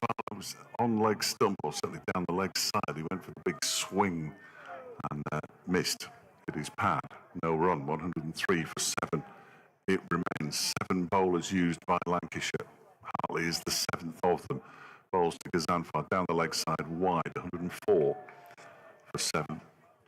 Bowled a lot, Tom Hartley, in the championship match that Derbyshire drew at Old Trafford earlier this season. Good draw, that. He's launched that one into the car park, and it's gone over the groundsman's hut, and away it goes. They're not getting that one back. Gazanfar with another 6. Huge, absolutely huge. Biggest one we've seen tonight, I would suggest. And Hartley won't take too kindly to that. He really caught hold of that one, and almost immediately, the fielder out there knew that he was going to get nowhere near it. Jack Blatherwick will need another ball, I would have thought. It wasn't too far away from David Griffin, who has been hit on a number of occasions in T20 matches, notably in the last couple of seasons at Edgbaston, I remember. A very big bruise on his shin. I always find it interesting. You've got an international bowler of Tom Hartley. He's been hit for a 6. I'm sure he's been hit for a 6 numerous times in his career, and all of a sudden we've got players around him saying, do this, do that. Do you know what to do? I think he does. Gazanfar, 13 off 4. Oh, he goes for a big swing and a miss outside the off stump. I think you'll find, Greg, that when the net run rate from this match is factored into that table, Derbyshire will be back at the bottom of it. As Hartley bowls, he's launched him again for 6 more. That's another big hit. People scattering to all parts down to our right near the marquee. They're getting a good showdown in that marquee, aren't they? They've been absolutely peppered down there. It might even have gone on the roof of it again, did it? Or did it go just to the right of it? Just landed on the roof of the marquee. Didn't quite have enough to get over the top of it. He's moved on to 19 off 6. Very entertaining. And this time he gets a thick inside edge and sets off for a single, and it's brilliantly fielded by Luke Wood with his left hand, which is his dominant hand, of course. I think Derbyshire will be frustrated if it doesn't go the way that they want it to go. Gazanfar and Chappell have shown. Oh, he misses that one. It was a full delivery. I'm not sure what he was trying to do with that one. 116 for 7 at the end of the over. 13 off that one. 42 runs off the last 3 overs. And that's from 2 international bowlers. You had Livingston at 12 and Hartley at 13 there. So it just shows that if they hadn't have lost as many wickets, even the international bowlers are struggling on this wicket. Speaking of international bowlers, Saqib Mahmood is back. He's bowled 2 overs, 1 for 23 so far.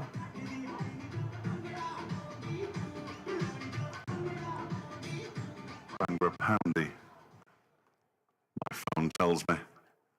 PBN, Sharky, somebody.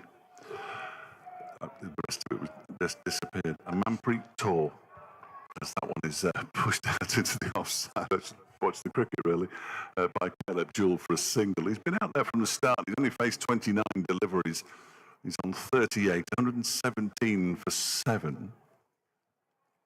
But a strange old innings from Caleb Jewell, who I was going to say will finish as the top scorer. I mean, Mohamed Ghazanfar might have something to say about that. He just offered some words of advice to the Afghanistan A international.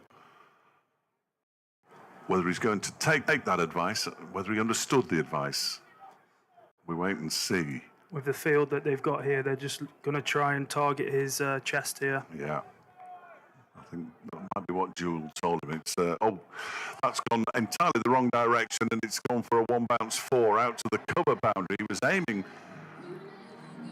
for Chaddeston, and he's ended up putting it towards the city centre somehow. I have no idea how he did that. That's the pace of Saqib Mahmood that's helped him do that. He's moved on to 23, and has improved his T20 highest score by some distance. 16 off 11 was his highest score. He's got 23 off 9. Why didn't he come in at number 3? 121 for 7. As Mahmood is in. Oh, that's gone straight up in the air. Now that he's in trouble, that looks like Wells underneath it. Is it? He takes the... Oh, he drops it. He drops it, Luke Wells. And Ghazanfar celebrates as though he's hit a 6. Screams to the sky. It was in the air for a long, long time. It was a horrible one to be underneath. And never nice high ones, especially under the Derby lights as well. 112 was when it probably went above the Derbyshire lights, didn't it? But anyway, 24 off 10, 122 for 7. I'm not sure how Wells didn't catch it. Here comes Saqib Mahmood bowling to Caleb Jewell, who just turns this one into the leg side. Everybody wants to see Mohamed Ghazanfar bat, not Caleb Jewell tonight. Single take, and he moves to 39 off 30. It is a very curious innings. It's really interesting what they've done here now is after Wells has dropped it, they've swapped him with Tom Hartley out on the boundary. Yeah, come in here, Wellesley, mate. If you're not going to catch it, you're no good out there. Comes back. Oh, he's going to get some stick as well from the punters down below us, I think. If they recognise it's him. Here comes Saqib Mahmood then, 123 for 7. In and bowls to Ghazanfar, who has a swing at that one and a miss.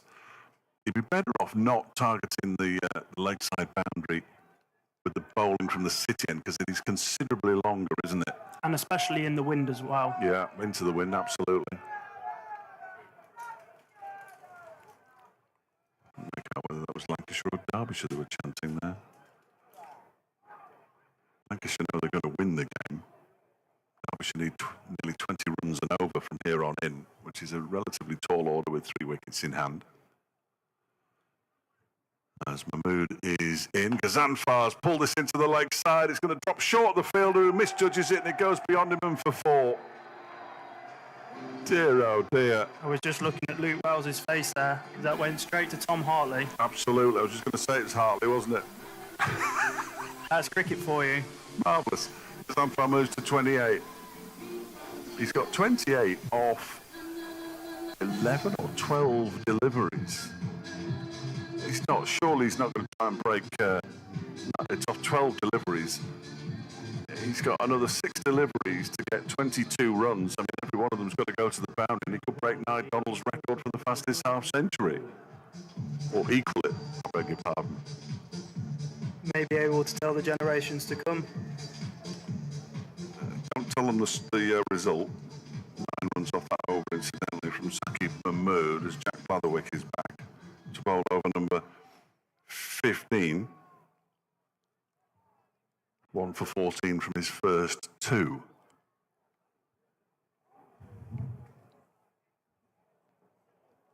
On his way in now to bowl to Caleb Jewell, who's on 39 off 30. And Jewell just turns that one into the leg side. He fancies 2. There aren't 2 there. Picks up another single. Saqib Mahmood, the fielder down there at fine leg, 28 for 7. Jewel moves on to 40. The partnership were 32 off 16. Caleb Jewel goes down and says to Mohammed Ghazanfar, just carry on doing what you're doing, mate. You've got the shorter leg side boundary now. You've already stuck it in the car park. See what you can do with Blatherwick,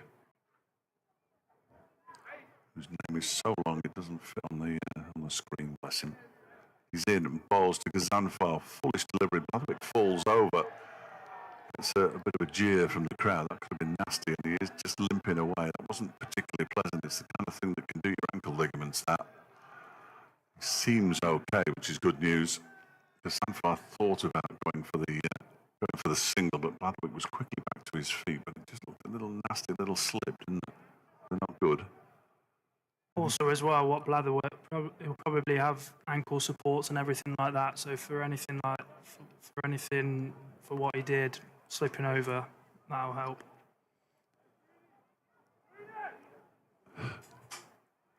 Still getting messages.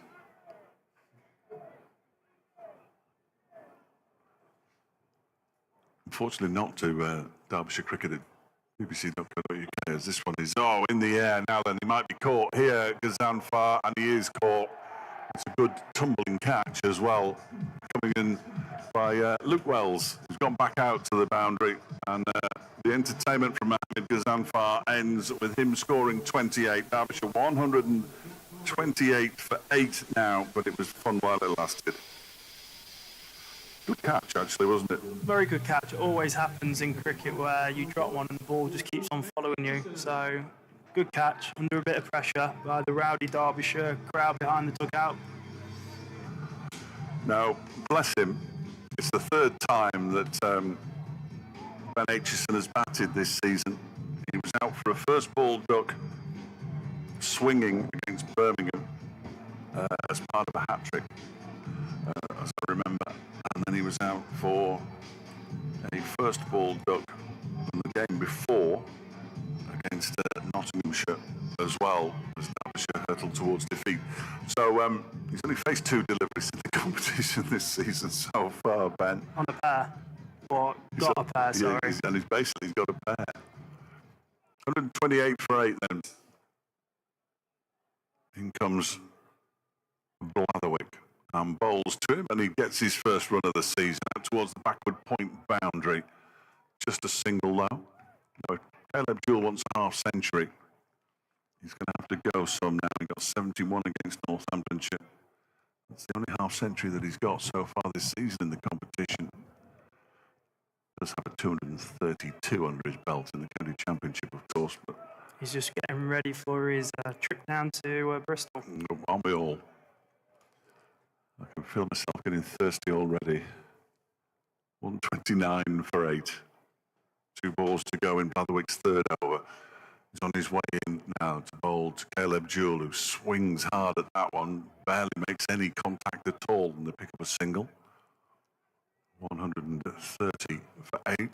Aitchison did have a very good innings down up at Old Trafford in the county championship, I think. Certainly Jack Morley did. I might be thinking of Jack Morley. There's so many former Lancastrians in the Derbyshire squad. That was his first game back, I think. And goes Blatherwick again. Oh, and he's lifted this. That's gone a long way. That's gone for 6. That is a terrific blow from Ben Aitchison, and that is what he can do.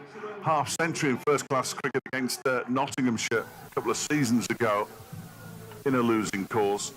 And he's hit that a long, long way. 136 for 8 at the end of the over 9 runs from it. At the end is clearly 9. We all know what the result's going to be, but it's nice to be entertained as the game ends its, or approaches its final throws. I think Chris Green's going to come back. Yes, he made 45 or 63 at Old Trafford in their first innings. Thanks, Tom. No, absolutely. In the back, I see that much cricket, as you can imagine. Sometimes it amalgamates into one. Blends into one. Caleb Jewell's on strike. Chris Green is back, 2 for 11 from his 3 overs, and he's gone down the ground and launched it for a 1. But no, it hasn't gone for 4. It's been fielded by Liam Livingston. And he only gets a single for what was his most aggressive shot in some time. He moves on to 41, 136 for 8. Brilliant fielding that is from Liam Livingston. Astonishing, wasn't it? For all money, it was a boundary. Fantastic fielder. Was it Livingston who cleared the new football stand at Headingley a couple of years ago? He's certainly... It wouldn't surprise me. No, I think it was him. And it's a lot taller than the old football stand. 137 for 8. Green bowling to Aitchison on 7. Aitchison lifts that down the ground. It's a very strange looking shot, but he picks up a single for it, moves on to 8. 139 for 8. Pitching wedge down to long on. Yeah, he's got it closest to the pin, I think. You'll have to wait until tomorrow for the reaction now. I don't think we're going to get any reaction in the time that remains here this evening as Caleb Jewell pulls that one into the leg side. He's trying to pierce the 2 fielders out there, but he's not going to do it. We'll come back for a second. It was nicely fielded out there in the deep by Michael Jones, sliding around the boundary. Jewell moves on to 44, 140 for 8. Derbyshire almost need less than 100 to win this game now. As in comes Green, halfway through his final over, swing and a miss as an appeal for a stumping. Fortunately, his back leg hasn't left the crease, and it was a bit of work by Matty Hurst behind the stumps. Lancashire's fielding today has been brilliant. Yes. Chalk and cheese compared to Derby, unfortunately. Yes. Yeah, that's a good shout. Derbyshire's fielding did let them down. The bowling wasn't great either, in fairness. 140 for 8 as Green is in, and he goes back and cuts, and it comes off the toe end of his bat. He'll pick up a single. Luke Wood is the fielder. Aitchison gets into his ground, and Jewell is now 5 away from what would only be his second half century for Derbyshire from the T20 blast this season. His first was in the losing course, so there's no reason why his second shouldn't be. 141 for 8. Here comes Green. Final ball of the match for Green, and he's been launched straight up in the air. He's going to be caught here by Aitchison, out at long off, and he is. Chris Green holds his arms aloft as though it's some kind of triumph. 3 for 16, his final figures. And Derbyshire 141 for 9 now after that little cameo from Ben Aitchison, who's dismissed for 8. Good catch in the deep, nice and steady. I'm not sure about the Chris Green celebration. And here is Pat Brown. He won't have to face, which is probably good news for Caleb Jewell if he wants to get to a half century. Pat Brown, I will repeat, I love him to bits, but he can't bat. He's got 2 runs this season. He's not there to bat, is he? He shouldn't have to bat. It was Leatherwick with the catch, incidentally, down in the distance. It was his second catch of the evening. And Chris Green finishes with figures of 4 overs, 3 for 16, which is a decent 5 runs off that over for completeness. So we're about, well, we're not because it's Caleb Jewell on strike, but we're not far away from the end of this match. Blatherwick on his way in from the racecourse, and he's launched that out. There's the half century for Caleb Jewell. His second of the season with an enormous 6 out towards the players' pavilion. The changing rooms away to our left-hand side. That was very impressive indeed. Again, with the very straight arms, looking like a hammer thrower. It was just a perfect length for him to throw his hands through, and Blatherwick, who tends to hit back of a length, just put it in the slot. 47 for 9, 51 off 37 balls. Hasn't come up on the old scoreboard yet. As Blatherwick is in, and that one is heaved into the leg side. Is he going to get between the 2 fielders? No. It's a good piece of fielding, and back they come. 4 runs has actually been signalled because the fielder ran around, and as he slid, he went over the boundary's edge. There's certainly going to be Luke Wells down there. It always is Luke Wells, bless him. The umpires are just conferring, but it was 4 runs. The field has signalled it straight away. Jewell moves to 55. 150 up for Derbyshire, 151 for 9. As in goes Blatherwick again, and Jewel smashes it down to long on for a single. He might regret that. He moves to 56, 152 for 9. And here comes Pat. Here is Pat Brown, bless him. Everybody loves Pat Brown, and there's absolutely no reason not to love him. Really fine cricketer. Has a high score of 10 not out in T20 cricket. As he's lifted this into the leg side, Luke Wood decides not to go for the catch, and Pat Brown's off the mark with a single. He was on the fringes of England, wasn't he? Played for England yeah. in T20. Yeah, played for England when he was at Worcestershire, but was blighted by back injuries. He's been relatively injury-free since he came to Derbyshire. Desperately wants to be a red ball cricketer. Has bowled a couple of very decent spells with the red ball. 153 for 9 as Blatherwick is into bowl to Jewel, who smashes that. That might be 4, it will be 4. Out towards the extra cover boundary. He moves on to 60. Derbyshire move up to 161 for 9. Looks a nice shot from Caleb Jewel. Just getting in the mood for Bristol. The flat pitch down at Bristol. Why is it taking him this long to go through the gears? It's weird, isn't it? It is very strange. 60 off 40, 157 for 9, 87 to win at 27 and a half and over. So it's not complete. No, it is. Blatherwick bowls, and it's a full delivery that's driven down the ground out towards Chris Green for a single by Caleb Jewel, who can count to 6 as he pinches the strike. Blatherwick finishes with 4 overs, 2 for 40, which in the context of what's been going on around isn't necessarily great. 158 for 9, so 17 runs off that over. You look at all the international bowlers; they've all been they've all gone around the park. Sorry, so does Caleb Jewel think, right, it's Liam Livingston, this is a challenge. He's on 61. Livingston comes in and bowls to him. He's thinking of it as a challenge. That is a great attempt to try and catch the ball down at long on. He goes for 4 in the end, but it was a terrific effort down in the distance. He hit it pretty hard. The full-length dive came out. He just couldn't quite. Michael Jones out there. I think it was Jack Blatherwick, and especially after he's just bowled as well. Fair play to him. Yeah, it was a good effort, wasn't it? Really good effort.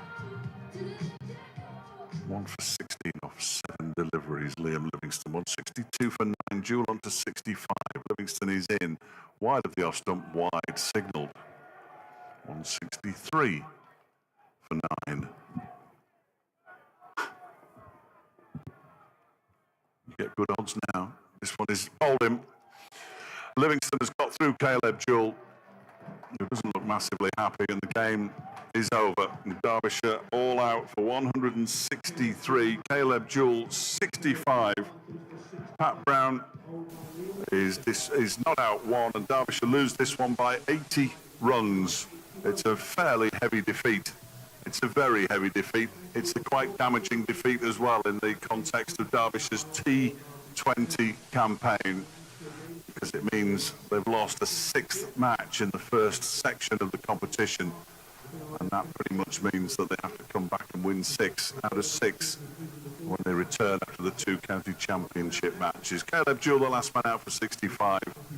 There were some nice cameos as well from Zach Chappell, who made 27, and Mohammed Ghazanfar, who made 28, and Aaron Donald making 19 off 10 at the top, but once he was dismissed, and it always felt like a long, long way for Derbyshire. Anderson for 3, Madsen first ball, Samit Patel for 22, Brooke Guest for 2, Ross Whiteley without scoring, and Ben Aitchison for 8 near the end, with the other batters to be dismissed. 3 for 16 for Chris Green, 2 wickets for Luke Wood and Jack Blatherwick, as well as Liam Livingston, who took that last one. 1 for Saqib Mahmood. Lancashire just far, far too good for Derbyshire. And Derbyshire have lost this one by 80 runs, Dom. Thank you very much, Fletch. Yeah, Derbyshire back down to the bottom of the North Group. After a brief spell in 8th during that match, 8 games played, 2 wins, 6 defeats, and now a 2-week break that I think everyone will be longing for after this one tonight. But it's not until they next play in the Blast where they go to Lancashire on the 5th of July as Oh dear. bit of an idiot runs onto the pitch, onto the field, and Well done, sir. continues his night. Not a way you want to end a good spectacle this evening. However you feel about the results, the supporters swiftly exiting the county ground this evening, heading out wherever it may be in Derby City Centre tonight. The players go off to our left-hand side, and you've just got to wonder, Greg, what the conversations will be after that. Was it a case of just too much quality for Lancashire, or could Derbyshire have done more? I think they'll be really, really disappointed. They had everything there to get the win. It wasn't the greatest of starts, and I think it was just delivering their plans, and they just didn't deliver them at all. The execution wasn't there, and Lancashire got far too many runs. Is there any way back, Fletch, now in the Blast? I don't think so. If I'm entirely honest with you, I can't really see how they can win 6 out of 6 in the second half of the campaign. There were 20 points, so they're 3 wins behind Leicestershire now, aren't they? As Lancashire move back up to second place in the table. Durham are the surprise pack